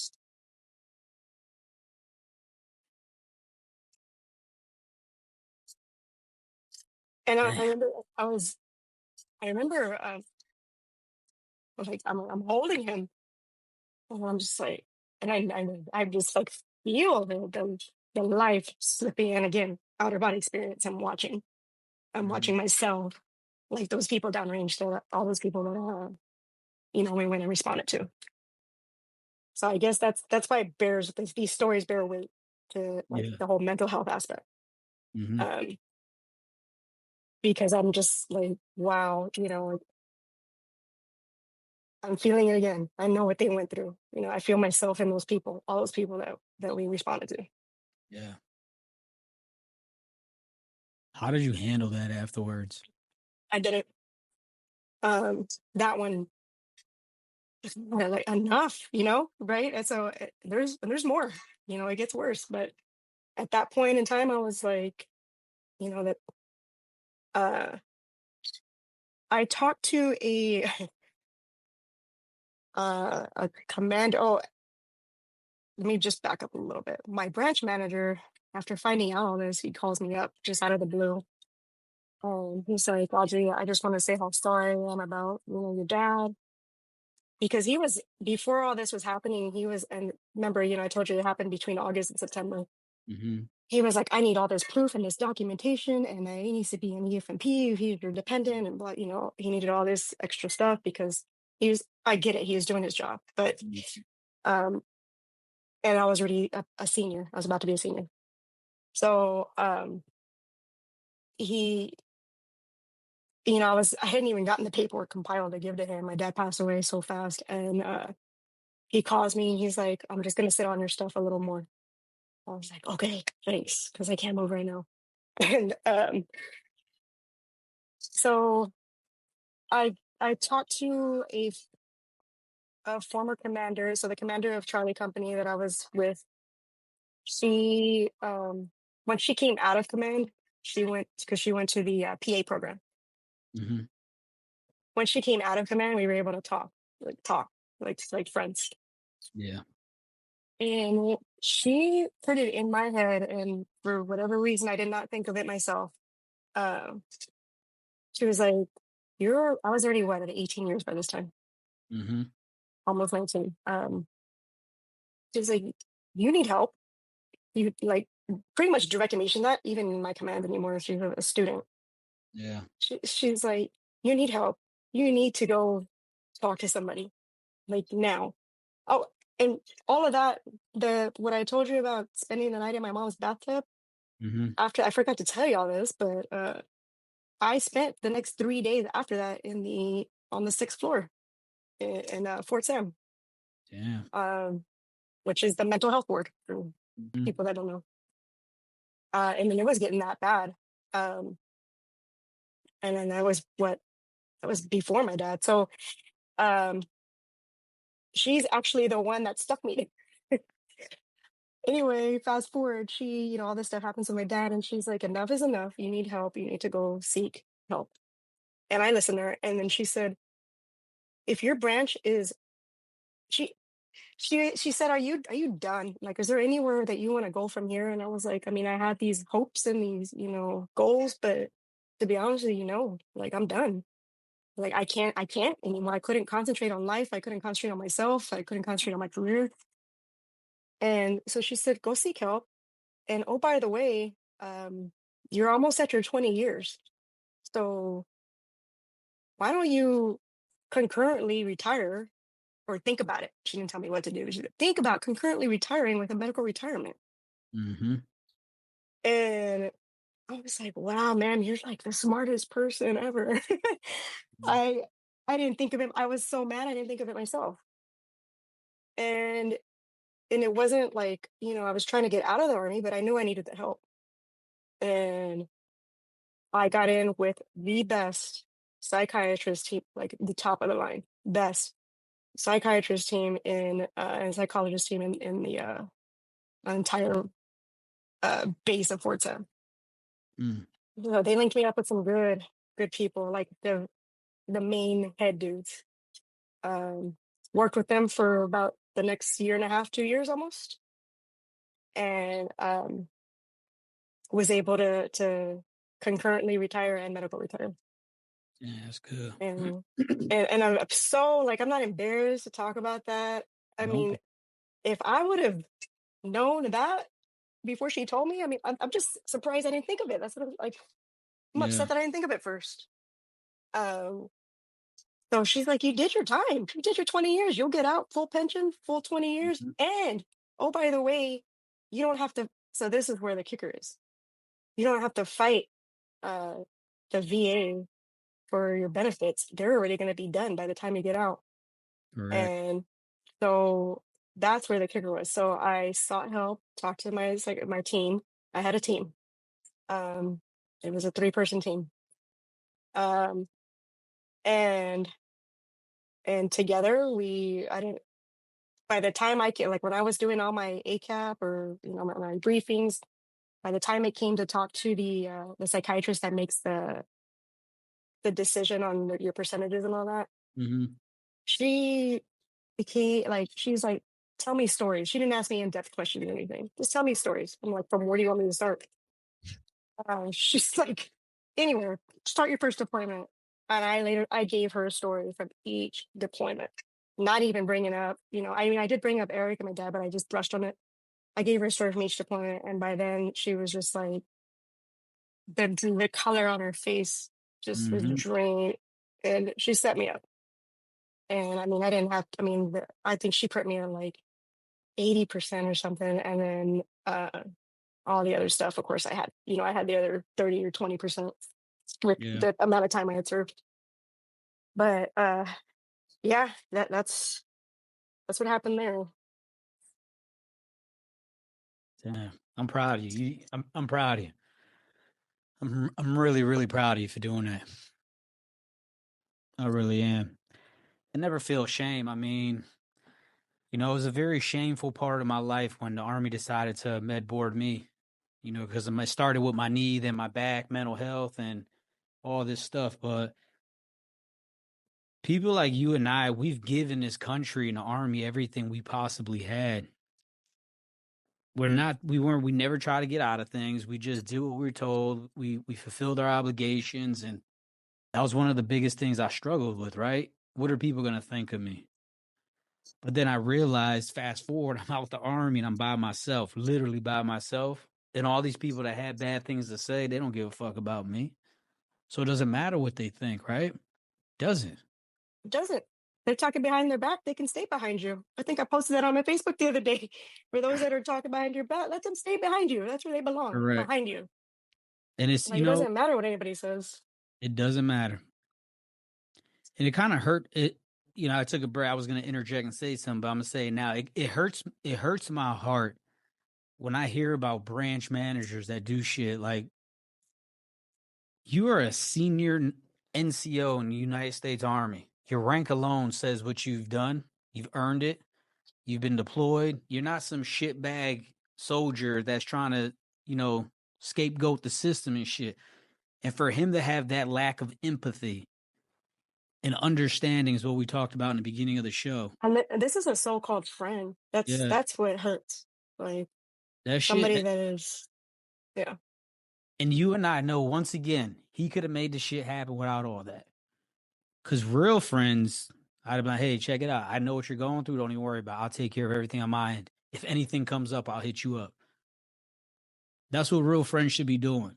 And that's what real leadership is, taking care of your fucking people, especially when they're going through real shit. I mean, that shit enrages me that people act like that. I had never had a problem with Branch like that until the. I don't think he believed me, to be honest with you. I think he That's thought what I was pisses coming me up with. off. I think he thought I was coming up with excuses. And I remember telling him, like, I'm having a hard time here with this school, and I already knew that I was probably not gonna follow through with it. And I told him exact words. Eric was my last patient that I worked on, and I am struggling right now. And I don't even see myself working on anybody else after this. And he took it and, whatever. But it didn't, and then of course my dad gets sick. So yeah. It's that bullshit mentality that we dealt with throughout the whole army. Yeah, suck it up. It's not a big deal. And he was one of those. He's an old school, super old school. I mean, older than me. And exactly that mentality. And honestly, I didn't even blame him. I was like, look, man, you're doing your job, whatever. Do your job. I'm sure I'm making it difficult for you, especially because I'm going to backtrack a little bit. But I did the master leader course, right? And then right after I came back, that stuff happened with my dad. And then literally like a month later, I got promoted. And I got promoted to master sergeant. And then that's where the branch was really on me after this. That's where he was like, now, you're a senior E7, but now you're a master sergeant. And why did you even go to the master leader course? You shouldn't be promoted. All this crap, right? And I was like, well, I went to the master leader course because it's DA selected. You're not the one that makes those decisions, and neither is the chain of command. It's a DA selection. So I went, right? And I made the rank, right? So fair and square.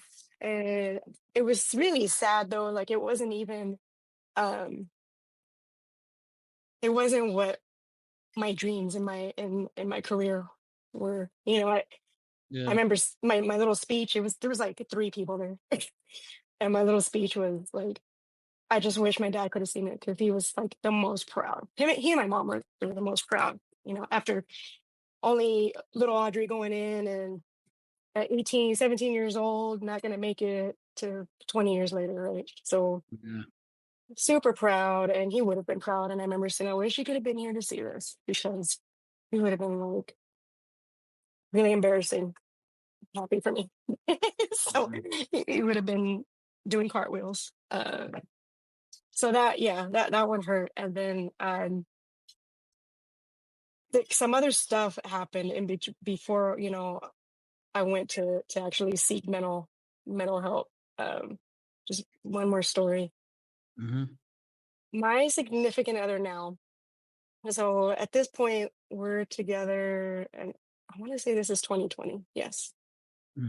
So COVID hits, right? I'm still in the military at this time, but I'm undergoing, my medical stuff, and then COVID hits, and my significant other now, his mom, my family in general, including his, took real hard hits with COVID, and his mom got it, and mind you, we stayed away. We stayed away from, we did our social distancing. We didn't go see them. We didn't spend any time with them. We had to separate. And by this time, I'm already in love with his mom. He's in love with me. I'm in love with his parents. And this happens, and she got hit hard. Both his parents did. And one night she collapsed on the floor. And we live right across the street from them. She had collapsed, and his dad calls at 6 a.m. and is like, you need to come over here. There's Alma, her name's Alma. She's on the floor. And we get there. I wake Danny up. We get there. And so my significant other now is Danny. His name is Danny. Mm-hmm.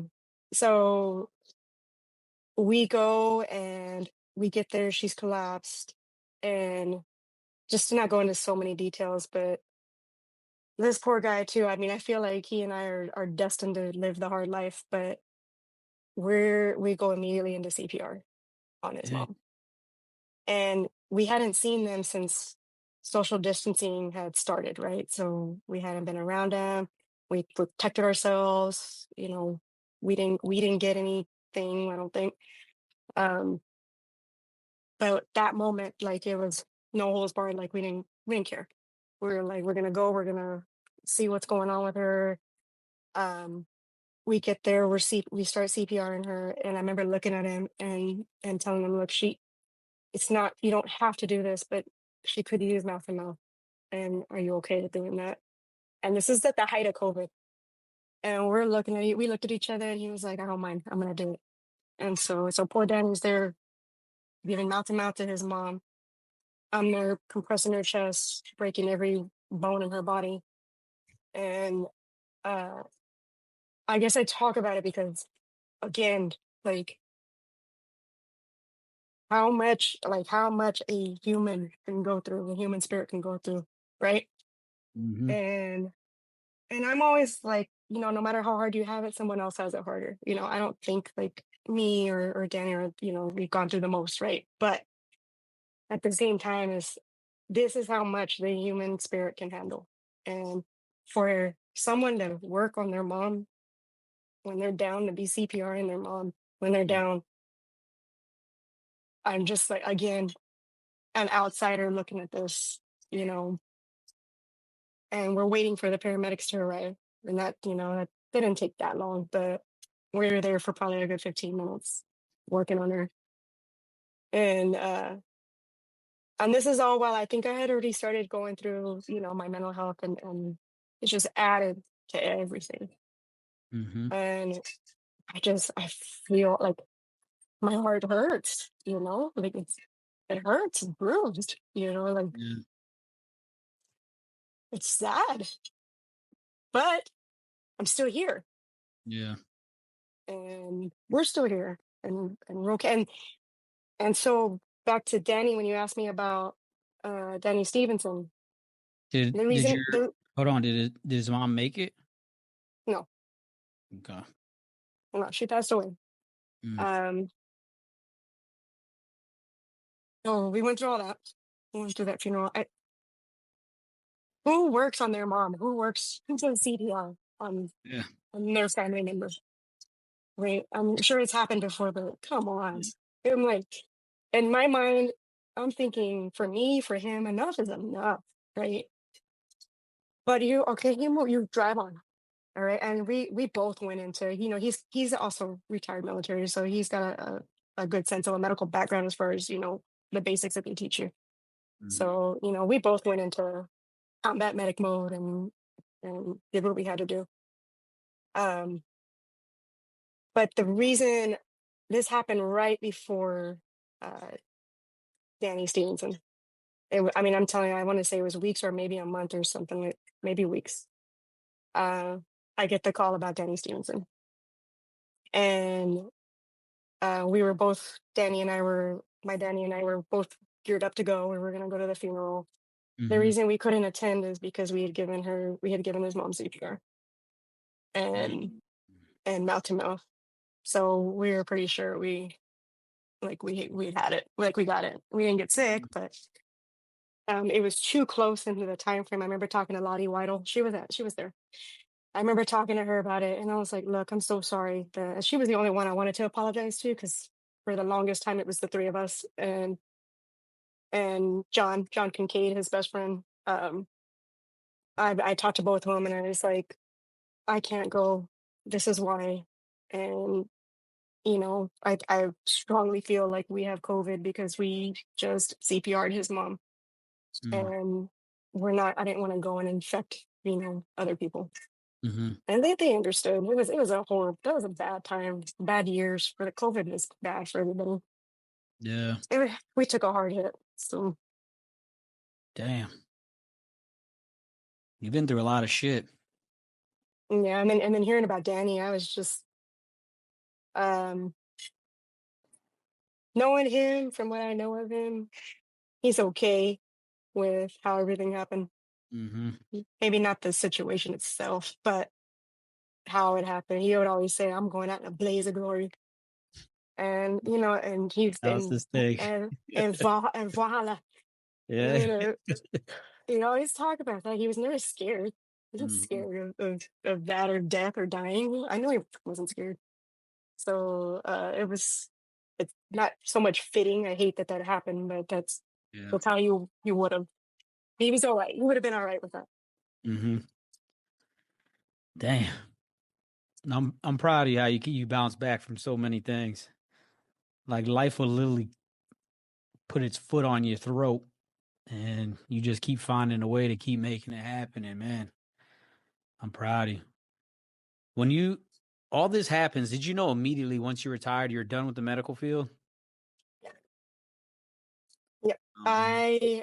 um I think I knew after Eric just Mm-hmm. because of how gruesome it was. I mean I was covered from head to toe in his blood.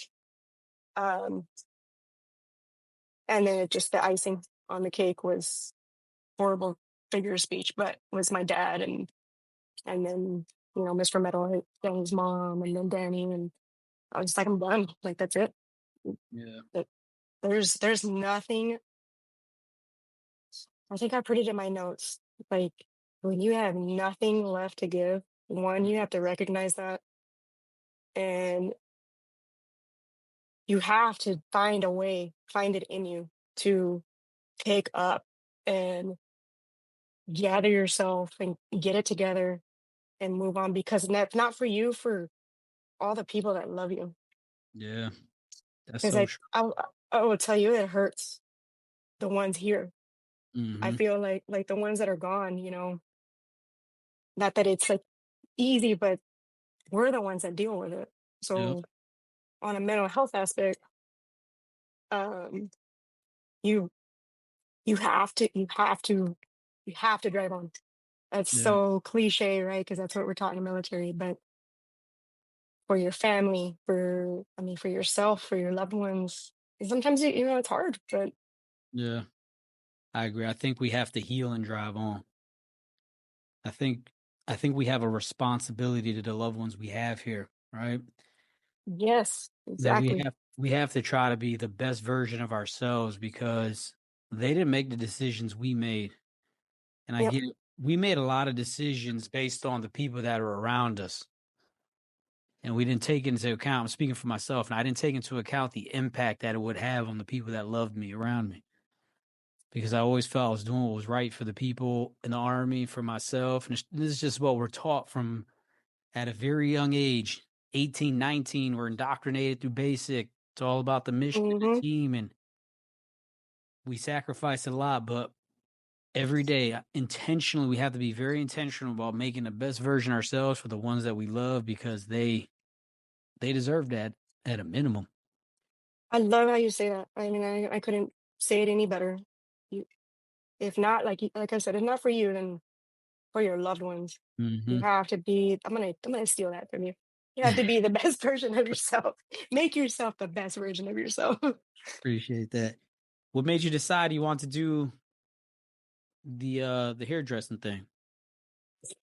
um, so I snicker because I always said, this dumb thing where when I retire, I'm gonna go get a job at Walmart to be a greeter, or I'm gonna go work at Lowe's, which might still be a possibility because I Yeah. love Lowe's. I love Lowe's and Home Depot, and Mm-hmm. those are my jams.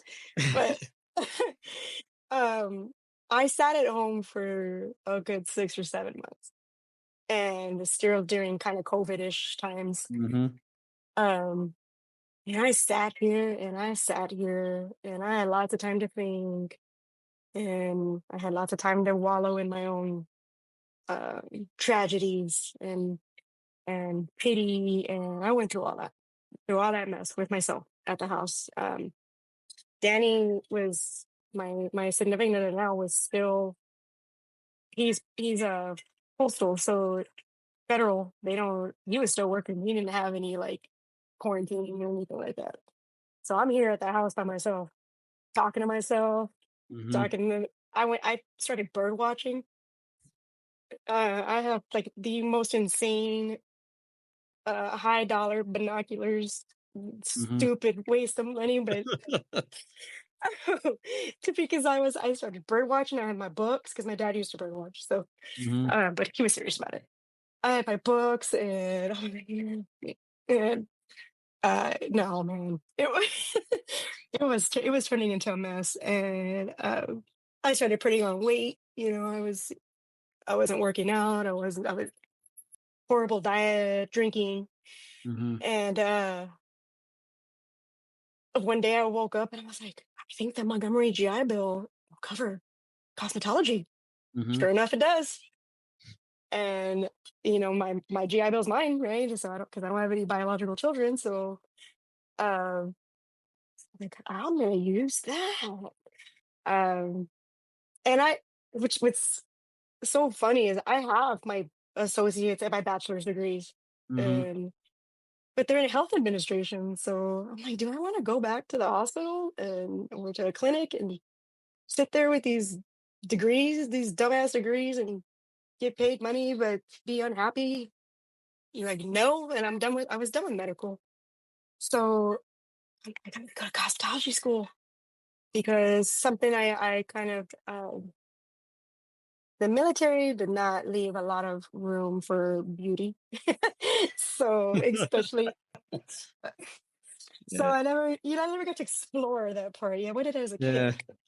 So I never got to explore that side of myself.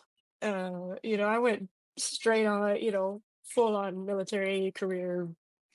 Uh, so I'm like, I think I might have a passion for it. Let me go check it out. And originally I wanted to do nails, and now I do not. I do very few. I do pedicures once in a while, occasionally, but I've figured out that I don't want to do nails. And I got the passion for hair. Um, and I got good at it. So, and what I love is I was like, this will be something not so stressful. This is not life and death. But oh my gosh, if you deal with some of these women and their hair, Honestly, it's still stressful. Jason, it is freaking life and death for them. Life and death. I'm not kidding. Trust me, I get it. Being in the gym industry and working with people, I get it. It is. These people here.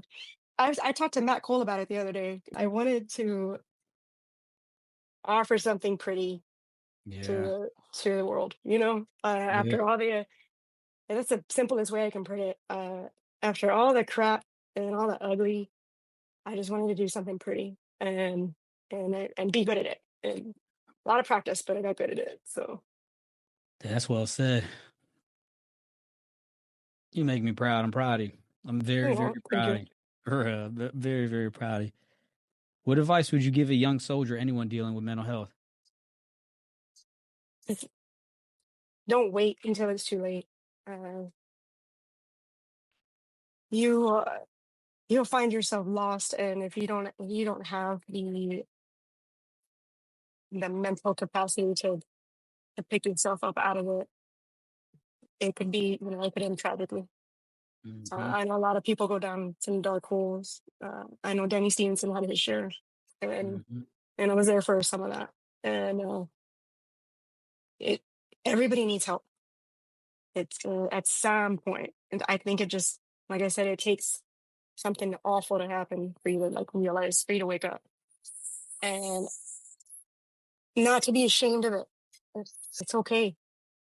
If you need help, go seek help, and it's not as much. Back in the day, though, when we were back in the day, mental health was like taboo. Oof. Yep, it was taboo. Bad. If you went to mental health, you were regarded as a shitbag soldier malingering. I laugh because that shit is so Yep. frustrating. You know, it's so true. And I think Mm-hmm. about all the people that it impacted. Like the people we know, we're talking about true combat heroes. You included the shit y'all have been through. And for y'all to realize y'all had a problem to be told, saying shut the fuck up, go back to work. That's a Exact words. that's a hard fucking pill to swallow. And I Yep. don't think people understand how hard of a pill that is to swallow. To be because you figure after a certain amount of time in the army, you build some type of credibility, right? But when I see fucking sergeant majors and leadership shitting on fucking senior sergeant first classes and fucking senior warrant officers because we're trying to do the right thing, and man, that shit, another thing that just broke my fucking heart. I'm just like, God, oh, this shit is ridiculous, but It's terrible. terrible. I'll never forget this, and this goes back into the early PFC Ramos days. This is probably what made me, and maybe had made a good impact or a bad, I don't know. My first sergeant uh, in that company in 426, I'm standing there before him. I was in trouble for something. I was always in trouble. Mm-hmm. But I think this one had to do with one of the many crashes that I had with vehicles. I was just running bills up and left and right to them, crashing all kinds of vehicles. But I stood there before the man, and he's like just going at it, right? And then this comes out of his mouth. And don't stand there and cry. If I see tears come out, so help me, like literally told me that. I was like, he was like, I don't want to see you crying.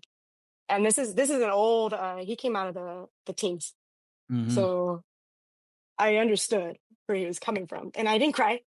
But for him to like tell me that as a young 19-year-old, don't stand there and cry. I don't want to look at your face crying. I'm like, okay, I'm not crying. Yeah, no problem. Yeah, it's something that I realized I used to do. I used to be very stern with my older children that are grown, but now that I'm a father again, I've changed my whole outlook on life. And I realize, as a dad, that my kids need to know that I love them. It's okay to cry. It's okay to be vulnerable with the people you love. Like, I had to learn this shit because in the army, what happens if you're vulnerable in the army? We fucking make fun of each You other. you get shit on. Yeah. Yeah. I was gonna say you get shit on. You shit on. That's all. So, but it's the nature of the world. I'm not trying to be a negative person about the military. It's just I've talked to Chris Cologne. In fact, you remember Chris, right? Yes, yes. Love I Chris. I spent some time with Chris about 6 weeks ago, and he told me, he said, "Hey, mental health now. The Army takes that shit real serious because he's still in right now." And Hmm. I said, I'm so happy that they're doing that because the soldiers, because you were a leader at that level. It was all about soldiers, right? Got to take care Hmm. of soldiers. You got And to take care of your soldiers. And yep, when do you find the time to take care of yourself? exactly. Yeah. But I think we as like you're, I'm citing me to cut you off, but You're good. Go ahead. I think I'm just gonna take the words from you. But we as leaders need to make sure that our soldiers get taken care of as well. I had that mentality that no one's your best advocate except for you. You know, you're the only one that's going to take care of you, which in some part I still believe is true. But I think in a leadership aspect, um, that we should, you know, Jimmy brought this up. I probably could have gonna went about it a little differently. I mean, I wasn't shitty to him, and I just in my mind, I guess, because the way I was brought up in the military, you know, mental health is your shit bagging. You know, it's Mm-hmm. not a real thing, but it is a real thing. And I didn't see that for him. And he a phenomenal guy, phenomenal medic, and just did, you know, had a really hard bout with the deployment. Mm-hmm. And I feel not, and it wasn't just me. I mean, I treated I was kind of in the middle. You know, I was just the middle person because I was his one of his leaders, but the way the command treated him was even worse. But we didn't know how to tackle that, you know, Yeah. and he was going through some very serious things.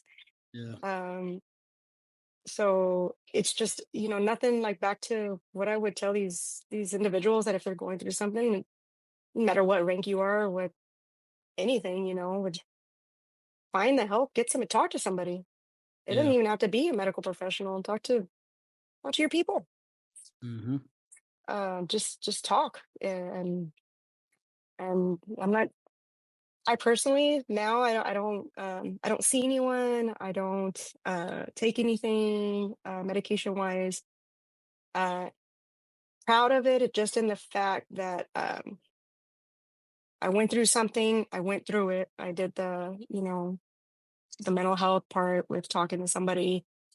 Um, did the medications. I went through that, and I feel like that's a chapter in my life that okay, I got through. I went through that, and then now back to drive on, and I feel like I'm in an okay place, you know, with everything that I had been through, talked it out, and maybe that somewhere down the line I'll seek help again. But right now I'm okay. Yeah. Did you face any challenges as a woman in the military? As- so you got to rephrase that whole question. Did you face any challenges as being a very small woman in the military?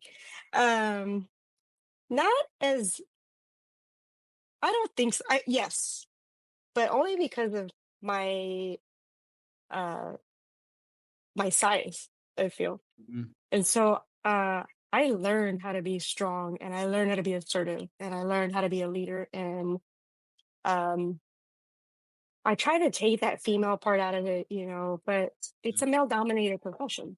Mhm. So of course that's going to be in the back of anybody's mind.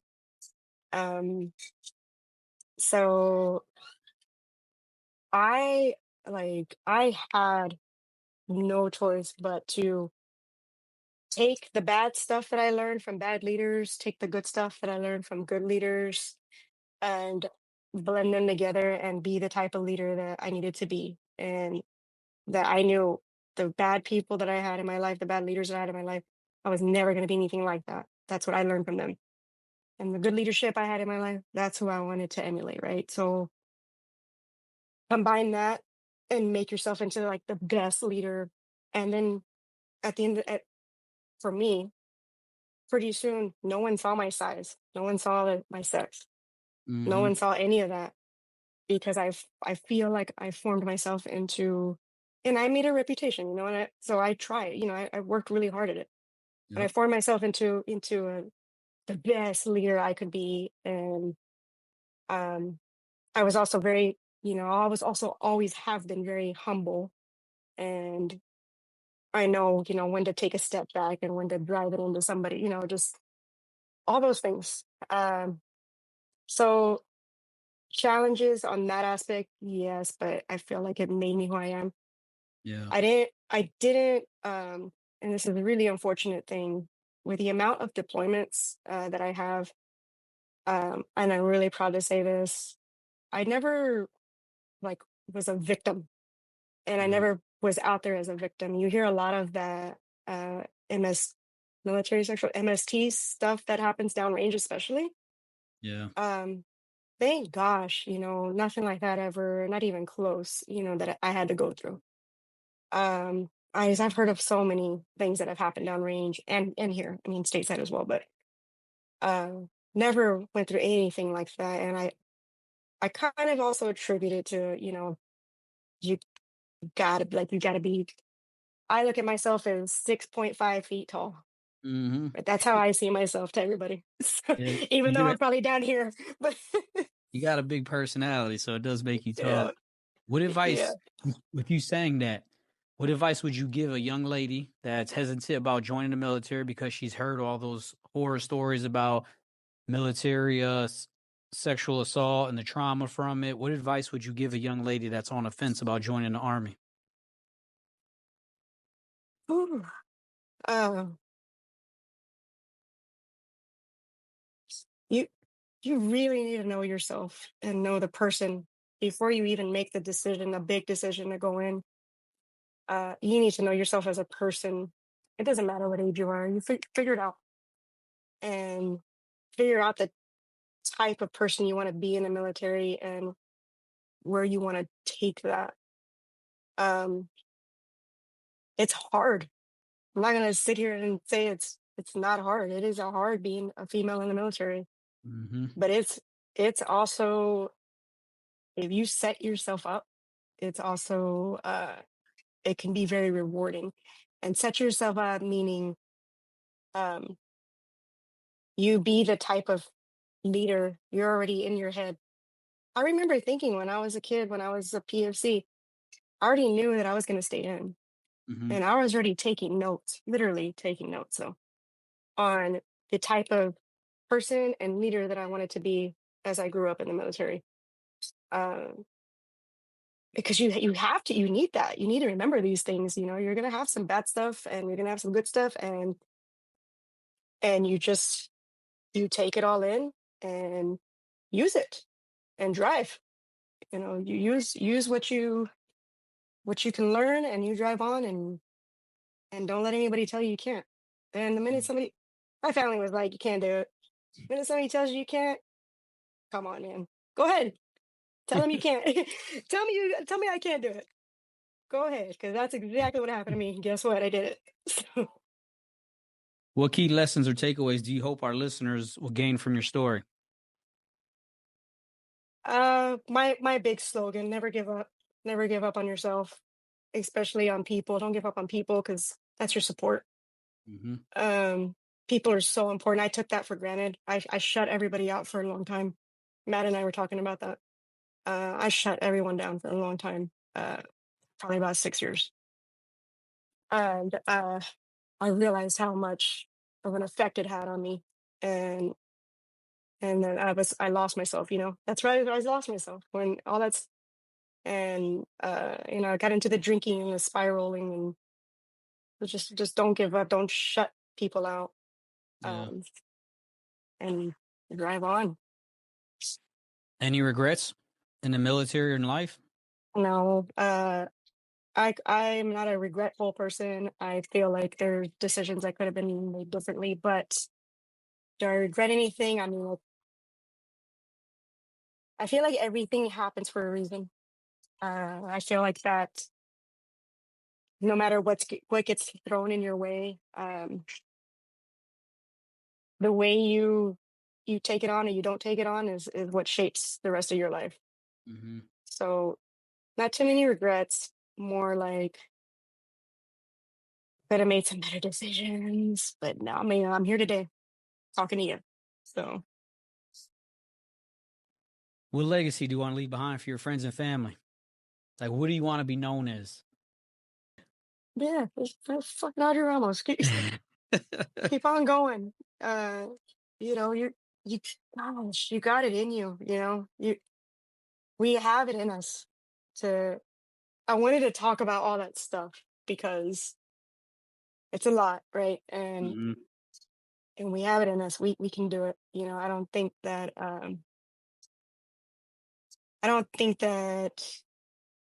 we would be challenged the way we were if we couldn't handle it.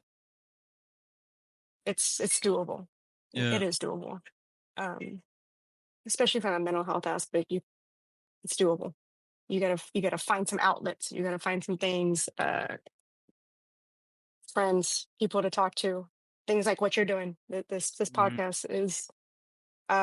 Somebody told me it was really therapeutic. You know, when I was going back and forth about doing it, they're like, "It's therapeutic. Just do it," and it has been. I'm so like super happy that we're Yeah. talking.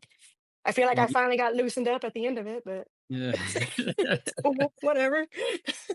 What's the one thing you tell your younger self? Uh, Buckle up. Life is a hard. It's things you're gonna get thrown at you that you maybe think you can't handle, but you can handle. You can do it. Um, and at the point you feel like there's nothing left to give, you have nothing left. Regroup, and there's something else. There's something in there that you can come out of it. You can pull yourself up out of it.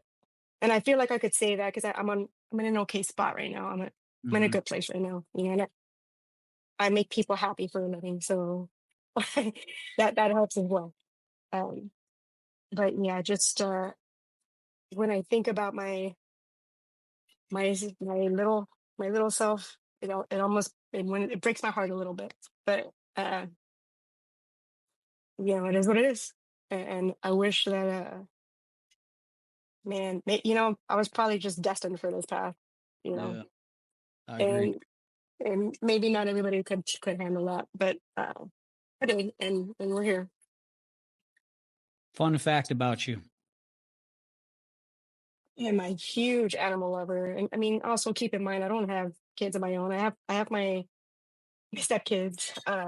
They're older, they're all adults with their own kids, but I love animals, like minus cockroaches. Okay, I'm scared of those, but any other creature, living creature, plants. I mean, I adore, and I want to save all the animals in the world. I want to have it's in my stuff, but I want to have land. I'm going to have land. We're almost done with this house, paying it, so we eventually want to get land, and on. I mean, I'm going to have my piece that's going to be like a sanctuary for animals that are Mhm. helpless. I notice you have a big heart, so make sure you keep it that way. Oh yeah. Also, you said something about making people happy. Make sure my best friendly advice to you, because I dealt with this as a gym owner. Make sure you do whatever it takes to make you happy first. Fill your cup every day. It's very important that you fill your cup every day. So what do you do now to make sure you stay grounded, you don't get overwhelmed with the mental health, and you try to make sure you're taking care of Audrey every day? What are some things you do?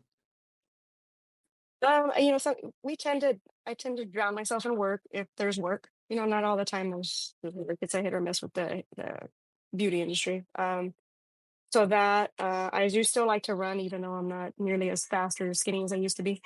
But I still do that. And I do. I mean, I still sit down and have the occasional drink and watch. Sit down and relax and watch TV. I like to do that, and I'm not ashamed of it. I think it's okay to have a drink or two. Hmm. Um, I don't get to the point of being inebriated, but um, I do like my relaxation time. I relax quite a bit when I'm like this day. Th- Today is Monday, right? This is my off day. Man, I'd be couch potatoing it all day if I wasn't on the phone with you all day. Couch potatoing. Love it. Saturday's my couch potato day. Yeah. Any final words? Well, um, I wanted to thank you for doing this. I think that for me, Matt was right. It's really therapeutic, and I was real nervous about doing it. We talked about it. Hmm. I was nervous about doing this. I know I kept going back and forth with it. I think this is a good thing that you're doing. I really admire you for it, and I think you should keep doing it. And I felt like I owed it to you and to myself to try and do it. And I think this is excellent what you're doing, and it actually got me reconnected with a lot of other people, like I was telling you about. So Yeah, that's good. That's what I'm trying to do. I'm trying to you're doing a good thing. get these relationships back together, because I think Yep. we tend to forget how much of an impact we've had on the world and the cool shit we used to do. Because realistically, the army is a big machine that you get lost in, but being a civilian, it's even worse. Like, no one truly cares what you've done. It don't matter if you're a veteran. It doesn't matter. None of that matters. Yeah. But I think one of the Like, good. go ahead. I was gonna say, like I was gonna add. You don't feel like a badass anymore, right? You Hmm. like you said, no one cares. No one know. They don't know. It's Yeah. us. We know each other, but you're not the baddest ass person that you thought you used to be anymore. Correct.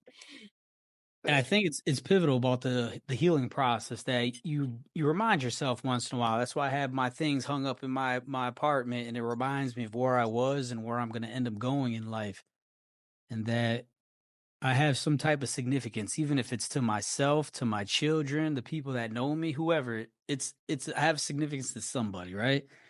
And that carries weight.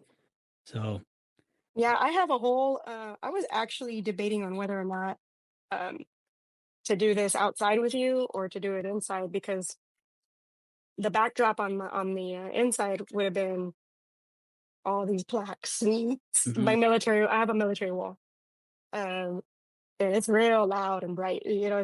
But I want, um, I guess I want, like you said, people to be proud of me, and especially for the young human beings that Danny has with you. That I'm a part of this family now, right? So, Yeah. and the grandchildren. So I want them to know, hey, I did something. I want you to be proud of me. I know your dad was military, so he's a prior drill sergeant and Mm-hmm. all this, like, just top of his the perfect soldier, right? Uh, so I'm over here trying to compete with his wall, and yeah, no, I'm the same way. I'm like, I have a few things up, and I just want y'all to know I did something too, Mm-hmm. and I'm proud of it. Yeah. Well, be proud of it. I'm gonna tell you, like I tell a lot of people, be proud of who you are. You are a true American hero. And let your grandchildren know that who grandma really was back in the day. And this is another reason why I do the show, because we have something now that can carry on our legacy, because I understand as Hmm. a father and just having relationships with my friends and people that it's hard to talk about ourselves sometimes, because when we do talk about ourselves, a lot of people admire the things we do. So now you have this platform. You can just send the link out, like, you want to know about me? I Here you never talk about myself ever. I don't talk about anything. I don't talk about deployments. Nothing. What they see is on the wall, and that's it. Right? That's all they know. I mean, I right. don't even know that. I don't even know that Danny even knows, like, to the Danny now, to the extent of what we're talking about, because I have never shared it. Yeah. And so I think, yeah, this is an awesome platform to do it. I don't know that I'll be blasting the link out or anything like that, but maybe Don't if it worry, come I'll wait. across, if it comes across, I don't know that I can do it. I'm real modest, so Yeah. I'm like, I'm not. Be I try to stay a proud. little more humble. Be proud of the things that you've done, because I think everybody deserves to know, especially your family. Your family really needs to know. And I think they deserve that they need to know who you are and the things you've Mm, done. So if anything, they could, because they want to brag about you, right? And love on you and those type of things. So I would just share it with them just so they know the person you are, because myself and a lot of us in the Army, we got to see that side of you. And I thank you for the good experiences being a part of 4th Platoon. It was good. I know I talked about, being a part of 1st Platoon with Johnny, but I had mm. no regrets about being in 4th Platoon either. I'm a team player. I'll do the things I do. I know I could have been a pain in the ass at times, but I Yeah, re- you were good. I realized I was very angry in the Army. Now that I look back, I have my Mm. reasons, and one day I'll tell my story, but I never want to take that away from the things you've done and how you led the enlisted people while we're J-Bad. It was always an honor to, be in your platoon.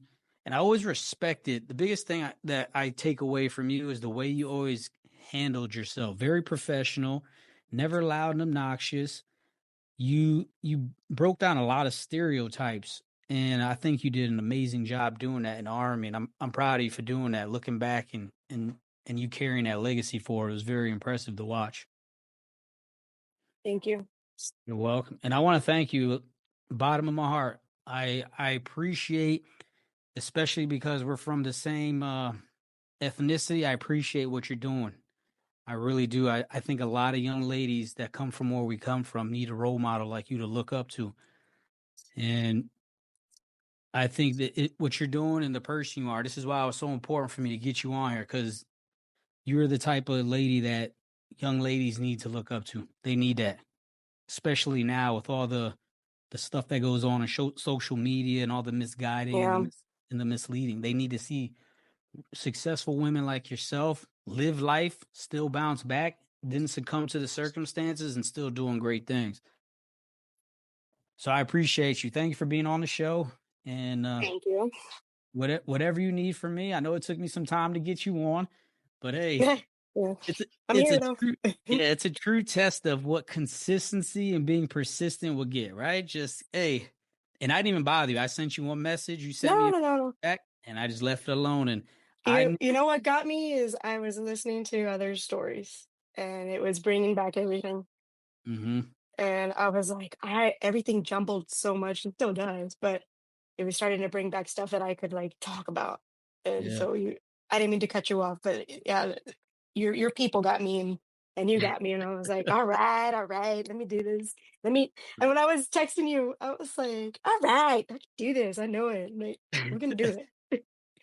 But I'm proud of you, Audrey. Keep up the great work. Keep sharing those pictures of all the All beautiful the hair you hair. keep making. Yeah, keep it up. And don't be a stranger. Like I said, you have a story that the world needs to know. Be proud of that. Share it with everybody. Thank you. Because you could, in your heart, you are a lifesaver. Okay. It never goes away. You know that. So just keep changing lives, saving people's lives. All right. You got it. Mm, But all I right, thank thank you. you. In closing, stay bold, stay fearless. Resilience wins battles, and story shapes legacies. This is Heroes Have Wings. I'm your host, Jason Santiago. This is the living legend. Everybody knows her in the aviation community, Oh goodness. Audrey Ramos, and we appreciate you. We will see you guys the next episode. Please subscribe, share the channel, and help me continue to make it grow. And I will see you guys on the next episode. You guys take it easy. Thank you. Thank you for tuning in to Heroes Have Wings, where we honor the extraordinary stories of grit, sacrifice, and resilience. Remember, every hero's journey starts with a single step, so take yours today. If you love this episode, like, subscribe, leave a review, and share it with someone who needs to hear it. Until next time, keep pushing limits, breaking barriers, and living your truth. I'm your host, Jason Santiago, and this is Heroes Have Wings, where legends rise.